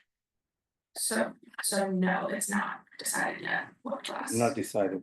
Okay, But you can decide for that. Okay, I think that concludes our public hearing. Before you leave the table, I just wanted to thank both of you very much for listening to us. It was very clear from the new application that most of our concerns in the study session were addressed. And that does not go unnoticed. It's very much appreciated. All the little things that you did show that you really care about this property and that you really want to do the right thing. Yeah, And the fact that you're here tonight answering all of our questions and being patient means a lot. So thank you for that. Yeah, you. and thank you for recognizing, because in reality, we have worked a lot. I just want to echo that, and Appendix B was really helpful, where in writing you also addressed each of the concerns and how you handled it. Thank you, everybody. Thank you. It was a pleasure. Thank you. Sometimes it's not a pleasure, but today it was a pleasure. Because I think we are all in the same side of the fence. Then it was easy to understand each other. I really appreciate it. So this was 6 years in the making, just so you know. May will be 6 years. Don't say that, they will know my age. Okay, so now that the public hearing is closed, we're gonna open it back up to the board for the public comment, Mr. Moody. I'd just like to get this part of the gate issue resolved, so we don't have to talk about it anymore. What I want to propose, oh, Sorry, yeah.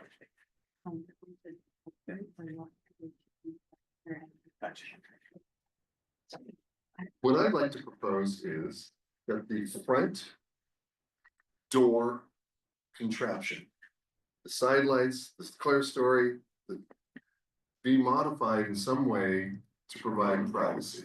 So if it's a solid door with frosted side lights and open glass at the top, or dark brown, I mean, I don't really care, I'm not gonna say it has to be wood, it has to be this or that. But the whole point is to, can you show the gate again, please?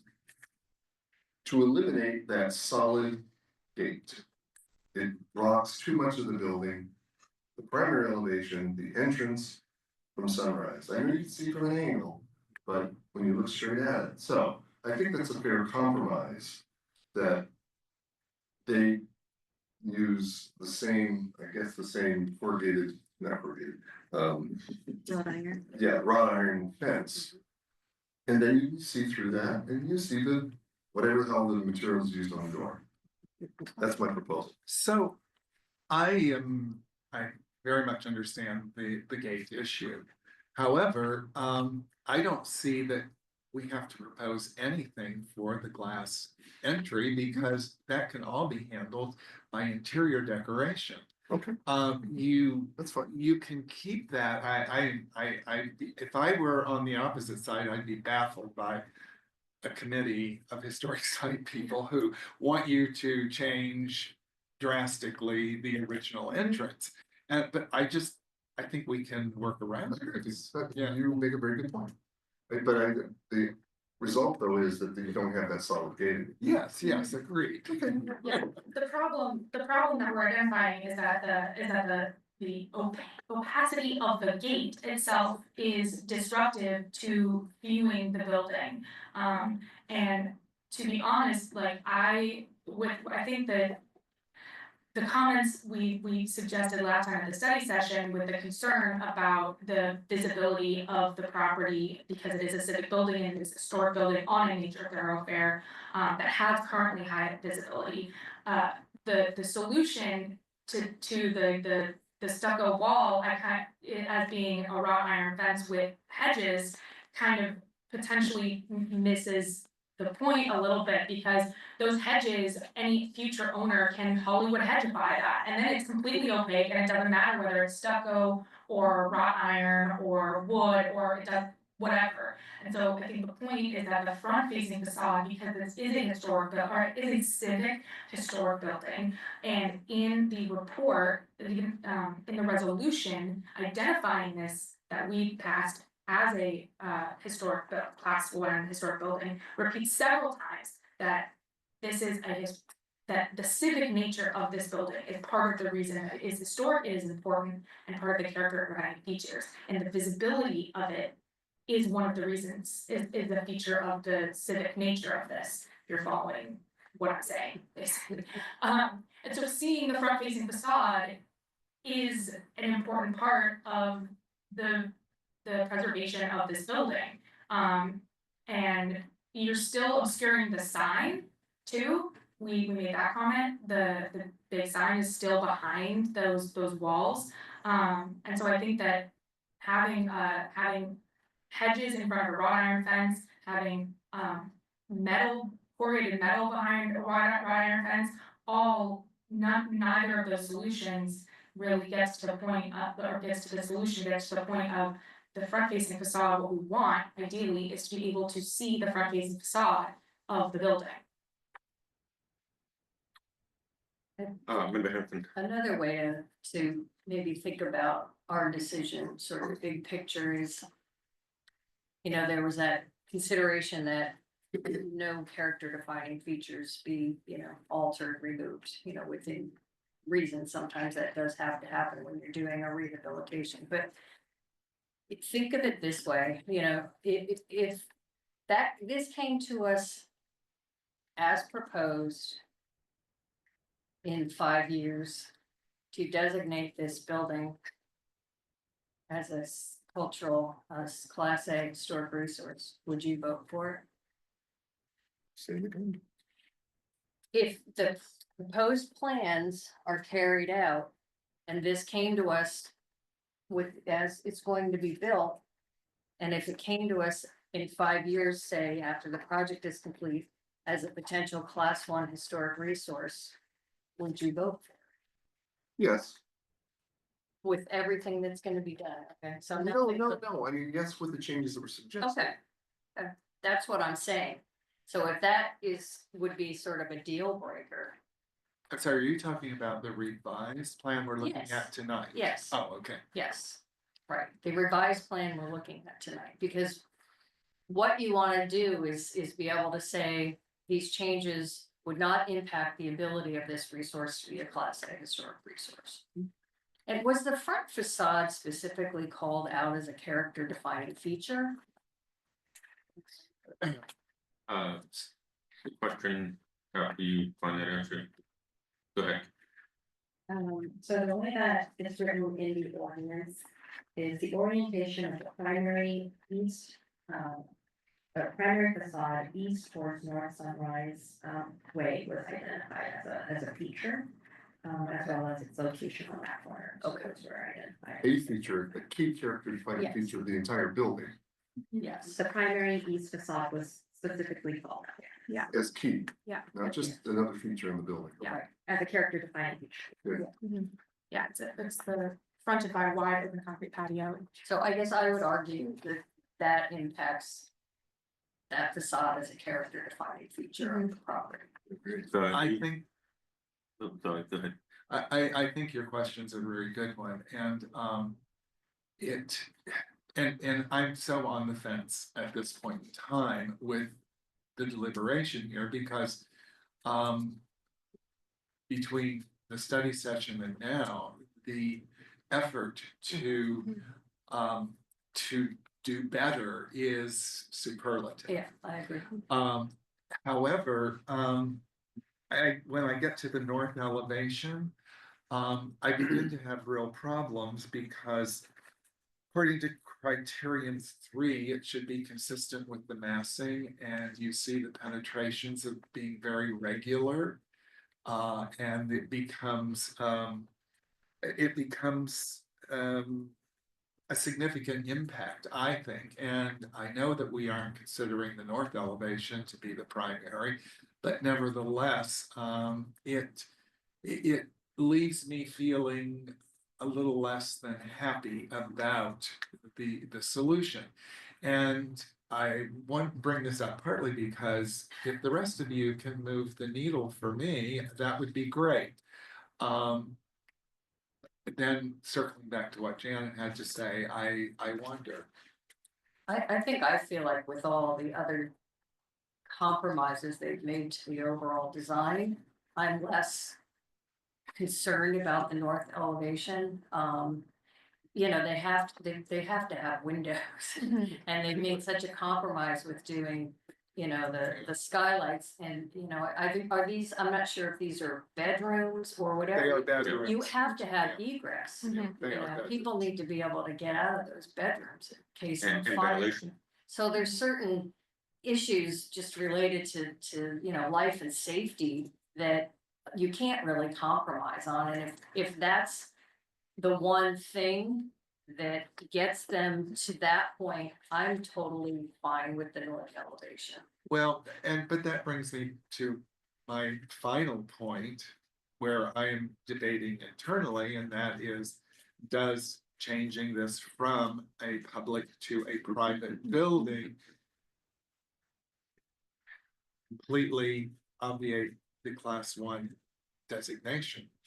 Well, adaptive reuse, I mean. Yeah, it's adaptive reuse. That happens all the time, where commercial buildings become housing and, you know, I mean, this is what's before us. And I think based on the way the building looked before, it might have been gone completely, if not for this project. You know, it's getting to be, you know, pretty deteriorated, boarded up, and, you know, there aren't a lot of people that would have the courage to take it on. So with regard to adaptive reuse, I actually think it's kind of a very interesting case of how to do that with a building that doesn't really lend itself necessarily to be a residence versus commercial buildings that have windows everywhere, and, you know, there was already sort of partitioned and hallways and all that. So the only thing really that I'm concerned about is that front wall. Do we have, here in the room, a copy of the original, historical resources report? Not in this room, but I can certainly pull it up.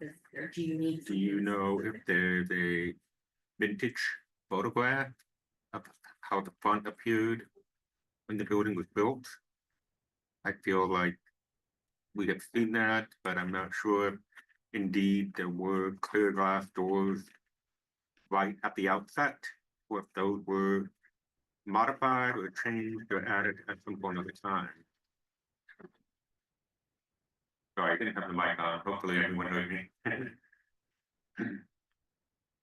I do vaguely remember something different about that entryway from the early 80s, but I can't really definitively put my finger on it. But it would be helpful if we had that historic photo.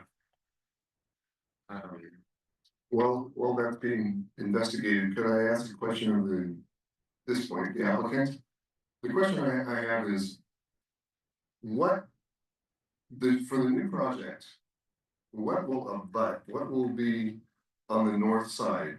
A wall, we've been told. Under a purview. No, I'm just curious, because if there's a big. Okay, I won't ask that anymore. But my point is. Don't be afraid. No, We okay, already closed all the right, public sorry. hearing. Okay, I'll have to ask staff. Yeah. But if there's a wall, 6-foot wall blocking the entirety of the north elevation. I don't know if it's swimming pools or whatever the heck is behind that wall. Yeah. You know, that does affect the fact that, you know, no one will see it anymore unless you walk into the property. But that, I think, what Jen, the point you made though makes more sense to me, which is as an adaptive reuse. For it to function at all as a residence, it has to have windows in the bedrooms. So, then I'll finish my points with this. This is one of my favorite commercial buildings in Palm Springs and has been for decades. Once it lost its ability to be a commercial building with all of the parking removed, it can no longer be a commercial building, no matter how much we wanted it to be. I'm troubled by the intrusions of the windows. But I don't think there's any way around it, given its intended use and probably the only use. So I'm willing to support it if we can resolve this issue of the gate, the black solid gate. I have an idea. I guess you're not allowed to speak anymore. I made a mistake by asking you. They're gonna deliberate. Yeah. Sarah, is it possible, you know, if everyone is in agreement, that we approve the project as proposed with the exception of the front gate, the solid gate, not the fence, and recommend that not be part of the project and that they can work with staff on a potential alternative, which may include a treatment to the doors.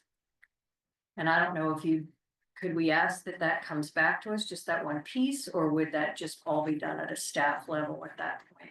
With you, you know, you usually let us know what's going on with things that you approve. I think it depends on how you want to condition that, but I would recommend, if you have an alternative, to suggest that and then condition it to be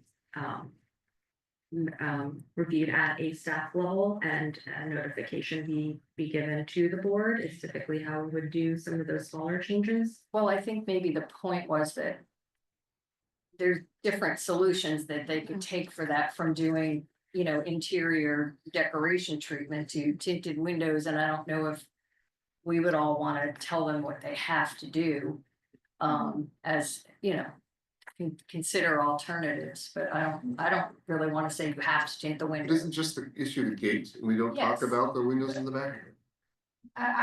Sorry, personally, it's not just the gate for me, it's also the fence that obscures and will obscure the sign, the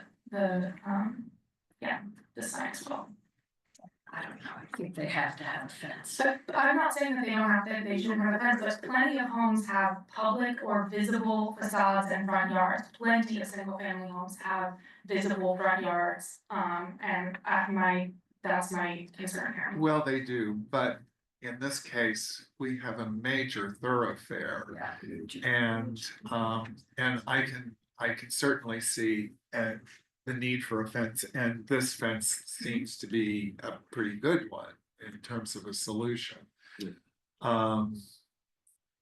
It's, I don't know, I still have issues with all the penetrations and. There's, and the there's change. really, though, they took them all out except for that one elevation. You're right, I know. Does it make you, You're right. does it make you feel better that that was always a lesser elevation?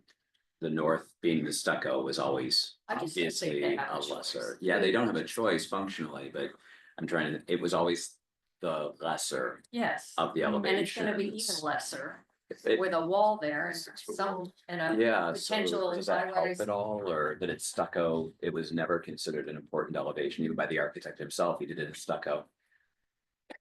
But that's, if you're gonna put if you're gonna mess with a wall, that's the one I would want them to mess No, with. I get that, but that still leaves us with the gate.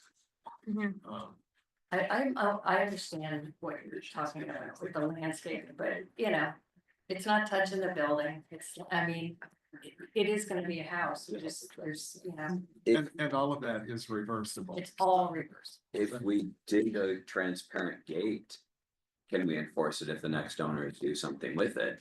Yes, we can. Yes, I think. Because Can we? It's a- Because it it's a- built in, Right. so the degree of perforation, the degree of Someone would have to visibility. go Okay, back you know. and say, we wanna build a solid wall, and we Or would they say. do, we- What about So the- if they just put screening on the inside of the gate, like so many people do, just I for don't privacy, think- can they we do control that?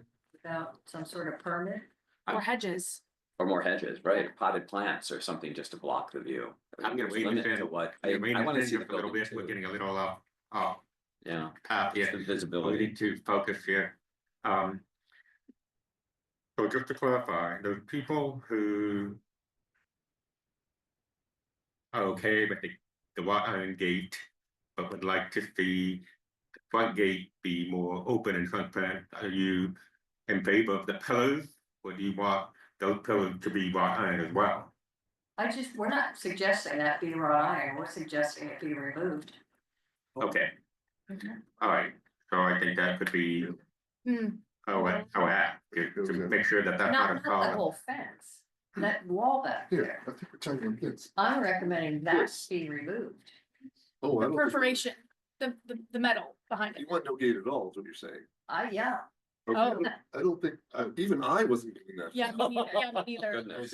Would remain that. I mean, I you have know a what? fence. Separate issue. Yeah, Just continue the fencing, yeah. just continue the fence. Okay, so so you would agree that if this fence continued along here with just a gate, little latch to open and close it? Is that what you're suggesting? That's what I would think. So you would need Then you can these, see it, right, then you can see the building, yeah.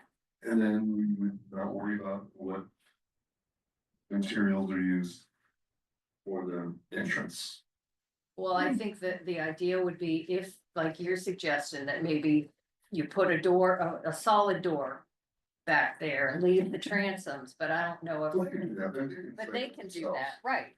So, I don't wanna, so your proposal is not. my proposal was to remove that from the plan entirely and just do the wrought iron gate front. With the little latch to open and close, you can get into the property. Or you could even push it out. Yeah, no, Open yeah, it all the way across like this. Yeah, and you don't have to, but that's another, the elevation and and people aren't gonna walk up that far to your house either. Well, I mean, now we're getting into design Right. issues Well, that, we can do that. that I think maybe a designer needs to. Well, that's what I Right, said. yeah. If our recommendation is to remove that solid pillars and gate and have something working with staff that is more transparent on the east character defining elevation. We want to see the building from the sidewalk or the street. It's that simple. That's what we all want. Yes. Yeah, I could in support some that. way or I mean, another. do other people think they could support that? Hold on. Because the landscaping? yeah, because of the landscaping, and because of the sign, you can't see the sign, like when I saw this immediately, I was like, why is the fence that far forward? Like, it could be, like, you see where the sign is, like, have the line be there, and then I wouldn't give a 2 cents what landscape was behind here at all, because then the front wall and all of this section would be exposed. And you can still see the sign, would be viewable to. You want the fence back further? Yeah, I would. Well, prefer that. unfortunately, there People is are a gonna be in their front security yard. issue Yeah. with the sign and no fencing Yeah. around it, and it's their private, I mean, it's their Yes. responsibility to maintain that sign because it's on their property. I mean, that's, I think we're getting So I into, don't think I would support that now. no, Sorry. me neither. I'm okay with the landscape. I mean, I'm not gonna tell people what can and can't plant in the front. but the landscaping can obscure the entire building, so. But maybe 10 years from now, you know, I'll be somewhere. But that could happen at any house. Yeah, that can happen at with any any house, Anywhere, with any any building. class that's one a race. house. It's a civic building. Sarah, True, but Not anymore. is, it's the evolution, it's Yeah. learning to become something else. Right, And do we right. want it to do that? is the North Design Grace Miller House a class 1 historic site? I'm putting you on the spot. because you haven't- Yes. I believe Okay. Yeah, it is. You cannot see any of the facade from the street. The landscaping has been so thick, and I understand if, And that If- happens all the time with Yeah. class. but one with, races. but if the issue is that staff can review that because it's class 1 historic site, can they review the landscaping aspect? No. Mm-mm. So only the fence portion could you regulate, correct. but not. Can't That's- control it. That's common throughout the entire zoning code, so we regulate structures, but we don't regulate vegetation. Which was why I had my proposal, my idea was to move the fence back, because then it doesn't matter, and it's still gonna be exposed. But then you're gonna have somebody's front yard on a major thoroughfare where people can just walk all, Not all the way up, not all the way up there, but just to like right there, so that, 10 more feet of the lawn is exposed to the public, which is most homes. Oh, I would say. okay, I'm okay, gonna so interject here. can we make a, okay, I'm gonna make a stab at approving the project as proposed with the condition that the front gate with the pillars and the fence, solid metal, be removed from the plans. I had a couple of things we could do. We could say, and that the wrought iron fence be continued. Or we could give them an opportunity to bring something, an alternative to that for our consideration. Could we do something like that? It sounds like you were asking for a condition to restudy the gate and bring it back. Yeah, maybe we just for leave it at that. consideration. That's good. Restudy the gate, We want to see the building yeah. With the to goal make of the seeing the front building. East elevation more visible. open. We're not talking about landscaping, it's just that one gate. Hold on. I did not ask the motion yet. So thank you for that, I appreciate that. I wasn't making a motion, Okay, thank you. I was just throwing out. I'm trying this meeting, I'm taking over from this point right now, okay? So I just wanted to bring up something else. everyone said their piece, it's all valid, it all means something, and we're getting there. But the other thing to remember is that, we've got the applicant sitting right here, and they've been through a lot, and we don't want to make them come back to us and wait another 30, 50, 90 days. That's not necessary. So I think that we can hustle this out the way we move forward or approve it. But just one last point I wanted to make, I've been trying to get this in all evening, is that if you look at the fencing around the Illuminaire, for example, around the front and the two sides, it is a tall, kind of wired aluminum or metal fence that comes all the way up, and it's flat. It sort of allows you to see through the resource, but it still provides a certain level of security and protection. Granted, the Illuminaire is considered a piece of art, but it's a very similar situation that we're dealing with here in these two things.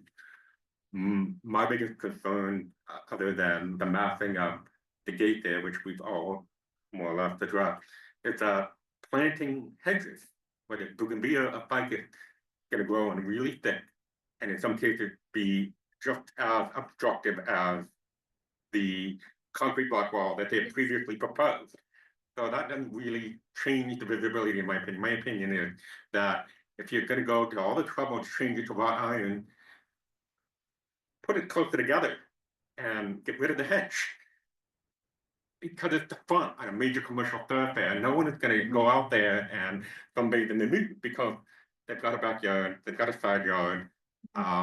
So that's just, I kind of understand where Member Machka Hitchcock is coming from in that regard, because this is still a commercial thoroughfare, it's still a commercial area, and it is a Class 1 historic resource. And as of this moment, so we still need to figure out how to approve this and still be able to see as much of the resource as possible. I don't think privacy in the front of the resource is our job.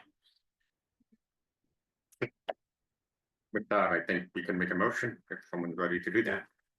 Sarah, can you address what he's suggested or whatever the term is? In terms of landscaping aspect. So it sounds like, I mean, I've heard kind of two things. One is related to wanting a revision to that, just the front gate with nothing else changing around it, and as proposed. And then I think what Chair Nelson is talking about is related to regulating the landscape. Is that accurate in terms of what you're requesting, but keeping the gate as is, or keeping also amending the gate design as well? It's clear to me. Ideally, amending the gate design so that it doesn't require a hedge, which is basically a wall, which is basically going back to a concrete wall. I mean, the hedge is a wall, however you slice it. Again, I would advise to be careful about how we deal with the landscape in general, because again, we also want to be cognizant of not imposing something separate to a historic site that doesn't apply to any other residential building, in terms of wanting to create visibility. I think I understand the intent, but we need to balance kind of the needs for the property itself. So I think that it is important to be very specific about what the request is. We don't regulate plantings as a general direction for any of our properties currently, and so I think that's something to keep in mind.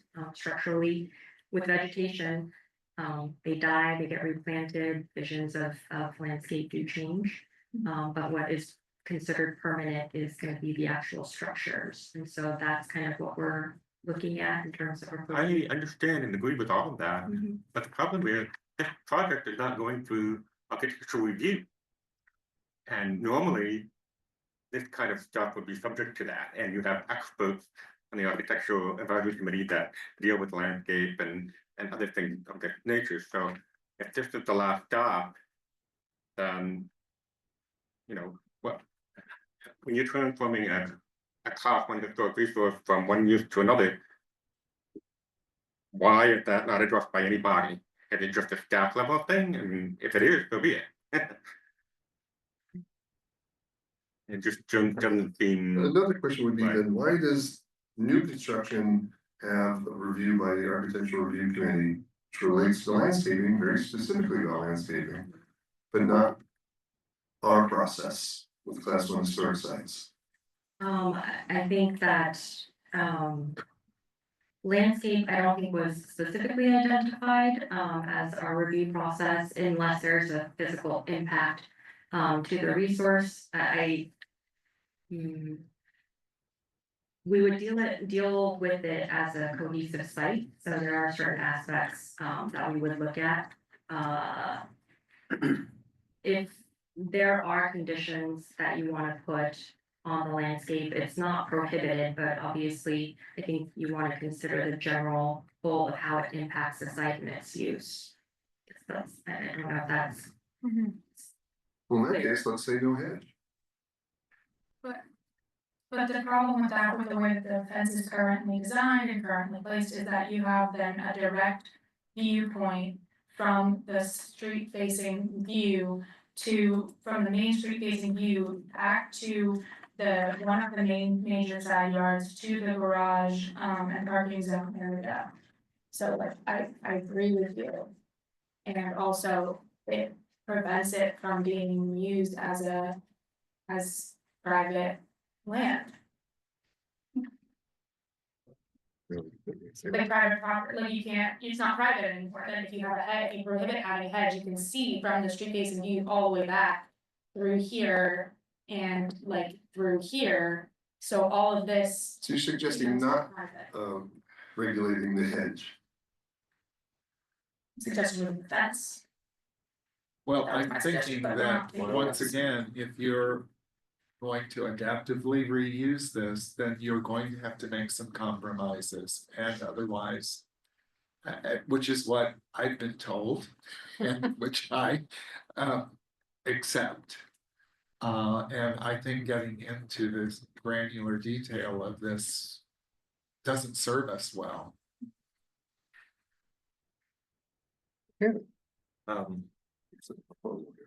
One further point, we've had buildings that come before us for designation, which we have recommended class 134, which the council has approved. And in one of those buildings were the Merrill Lynch Financial Building downtown. And we talked about the historic landscape, which was intact. This is historic landscape that currently surrounds the gas company building. So the landscape that was there when it was built. So, I agree that we're getting out of the scope of things, but we kind of opened this can of worms, which is somewhat unfortunate, but this is the only place that it can really be talked about, because once we make a motion here, it can never be talked about and addressed again. So they've got these 2 palm trees on the left, which are not the palm trees that are there now.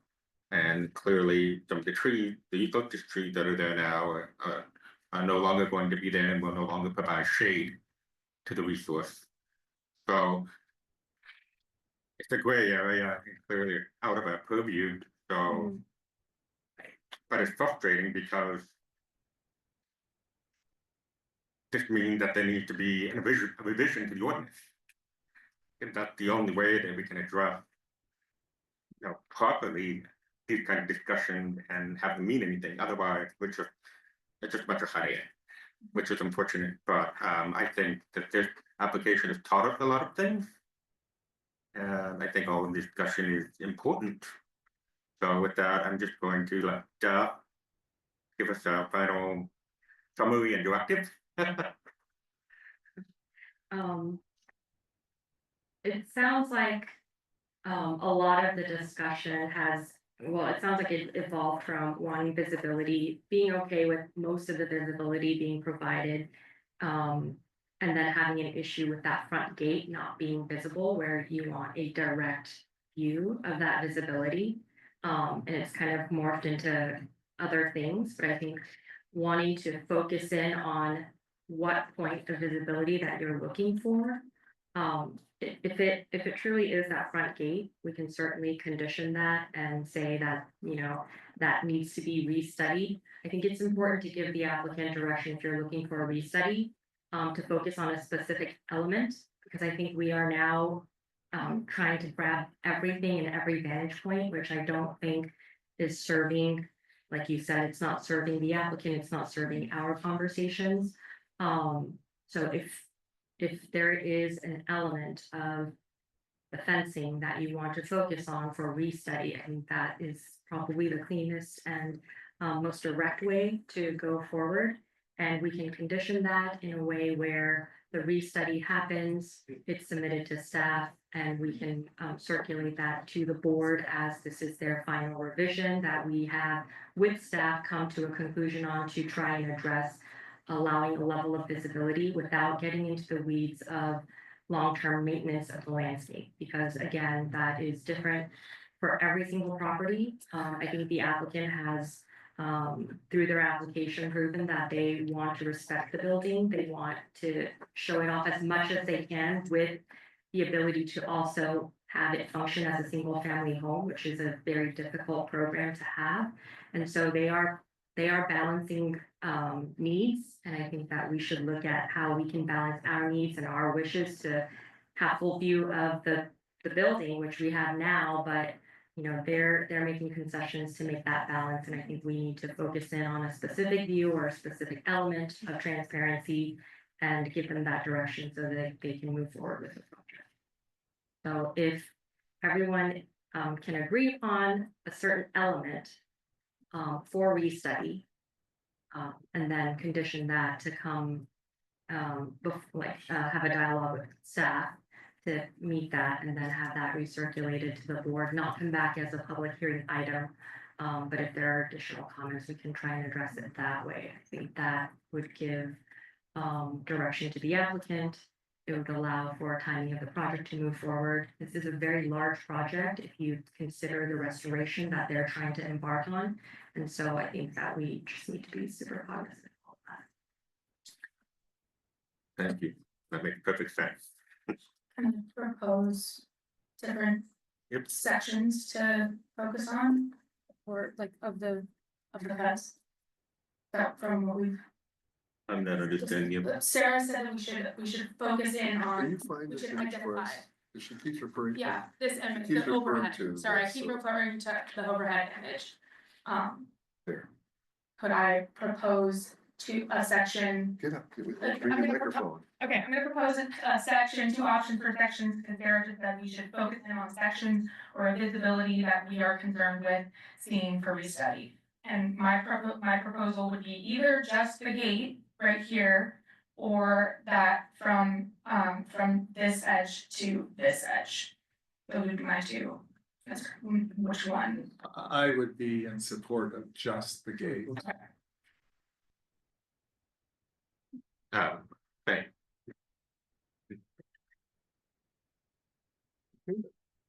So who's gonna make the motion here? Janet? You started, she's very good at it. Do you want a motion? Please. Okay, so I move that the Historic Site Preservation Board approve the certificate of appropriateness, major alterations to adaptively reuse the structure at 211 North Sunrise Way, a Class 1 historic resource, with the condition that the east elevation gate be restudied, working with staff to create more visibility.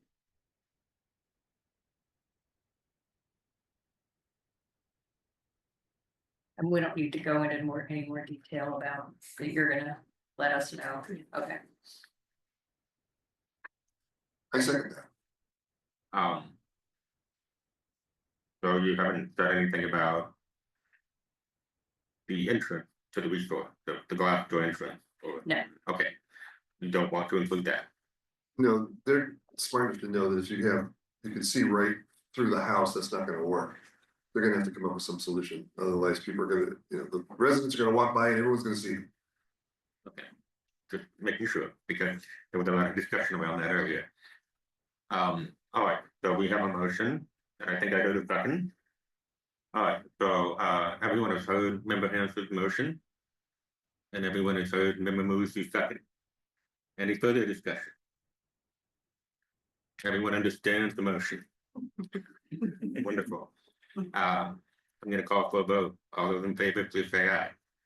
Aye. Okay, so we have a vote, 7-0 for the motion with the amendment. Thank you for your time tonight. We appreciate it. You're doing the right thing. But we're just, this is our last chance. Well, something that is interesting now, that the building assembly, Oh, I'm sorry, I'm so sorry. protected, no one glass has not been broken. Do you imagine if I use glass in that gate? It will last 3 days. Well, don't use glass. That's what I said, but I used wrought iron at 6 inches on center, and you still feel that it's not transparent enough. I have no idea what to do. Well, you can work with Sarah because she does. I don't know what she's talking about. Well, thank you very much, everybody. It Thank was you. Very good. Yeah, right. Sarah understands. Don't you? Her list of our wish list. Welcome to your first meeting, Tony. Yes. Yeah. What is it like? How long? Okay, moving along. Are we ready to go along? Yes, yeah. Great, all right, so, the next item we have is, discussion item 5. And, the first part of that is board member comment. Do we have any board member comments? All I will quickly say is I submitted 3 items that I'd like staff to discuss. So, and I think we talked about this, at our last meeting, which you weren't, present at, Member Lucy. I did get your, email related to the 3 properties in question. Which are? The Racket Club, Orchid Tree, and Town and Country. So with these projects, the current status is that they are, all 3 properties are in a state where there are no current violations. They are actively being, reviewed, or I guess the code compliance is going to each site on a more regular basis and checking the violation status. There are no active, there's also not an active project for the board. And so, in terms of updates related to these projects, they won't be given at, every HSBB hearing. I think what you have done, Member Marucci, in emailing staff and asking for an update on an individual basis and the way that we will handle these. If we have any sort of updates related to the projects, that will be brought before, the board. So until we have either an active application or an update that changes the current status, there won't be additional updates provided during the meeting. Okay, since it was my question, I'll continue this. So if I don't agree with that, such that I believe the Racket Club is dissolving before our eyes, and I find it very improbable that there is no violation going on there, especially the Racket Club portion. What do I do? Do I have to do as a private citizen? Complaining to Tony? What do I do? I mean, at this time, the submission of a complaint goes to the code compliance department, and they review it, and they are actively reviewing the sites. But if I disagree with what the findings based on what you just told me, what do I do next? Well, I mean, at this point, we could, discuss it offline. We Okay. can talk about it. I mean, if I can do it as a private person, I have no problem with that, but I'm not gonna just let it. I don't agree with the Orchid Tree or Racket Club that they are not violating anything. It just seems impossible to me. Now, one thing we do need to say is that in the newspaper last week, the Town and Country Center did have a major change, or a major issue that came up, which is Brick Development announced that Barnes and Noble, who is the savior supposedly of the restaurant portion, has dropped out. So now there is no possible tenant. That was the thing we were all hoping for. So that's very disappointing. And, you know, I don't know what more to say about that, except that if we can help Rick find somebody who we actually take it over, that would certainly help a lot. Those are my comments. Thank you, Peter. This would come up in 3 of our last 4 meetings. I would just like to ask you all to refrain from bringing this up again. Staff is very much aware of these buildings and of the concern. And I don't think it needs to be brought up again. They are going to bring up any information they have as soon as they have it. What I will say to the public that is watching this meeting, if you, like us, and so many other people that we've heard from, are disturbed by what you see with the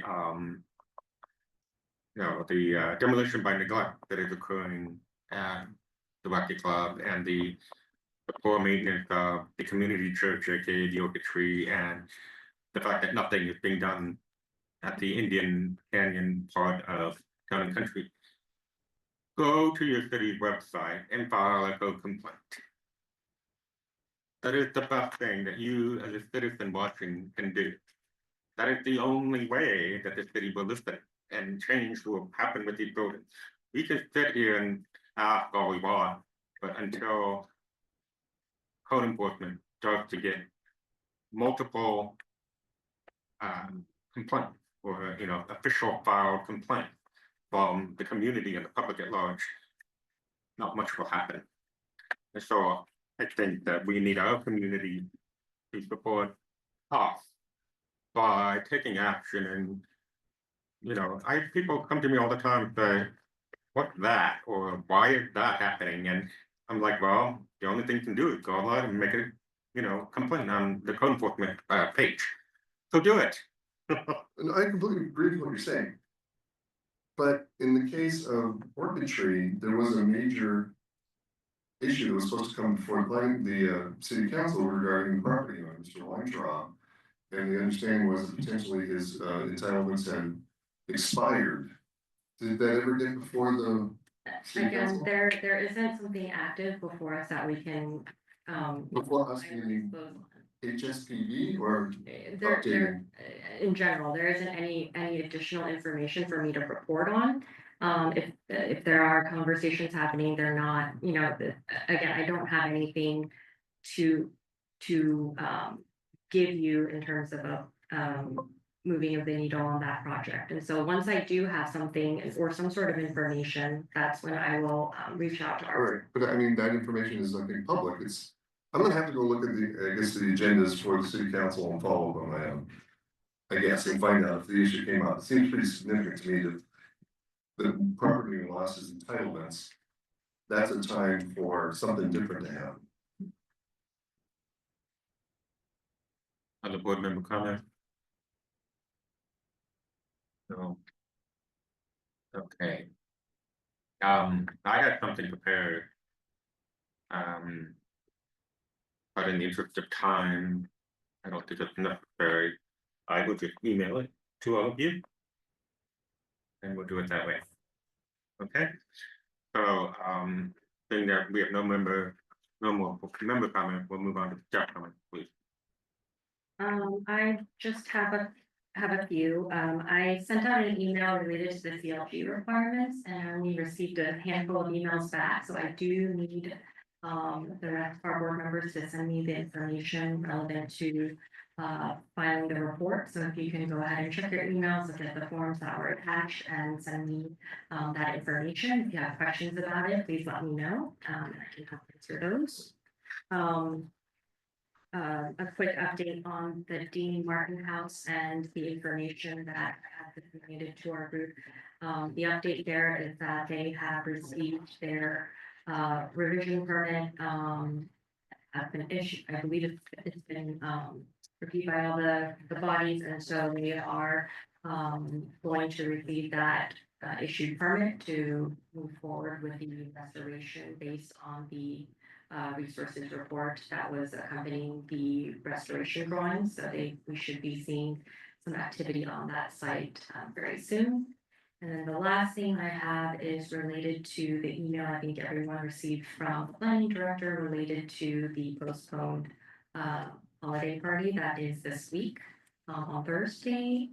So if you have any questions about location, time, please go ahead and reach out to me. If you want to let me know if you can or cannot attend, you can also email me that information. I just wanted you guys to be reminded of that, and that's scheduled for this week. So that is all.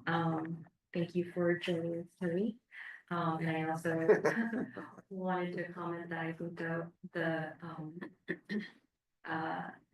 the conversation behind 211, I think, just very much proves that it's a very beloved building and that we all very much care about it.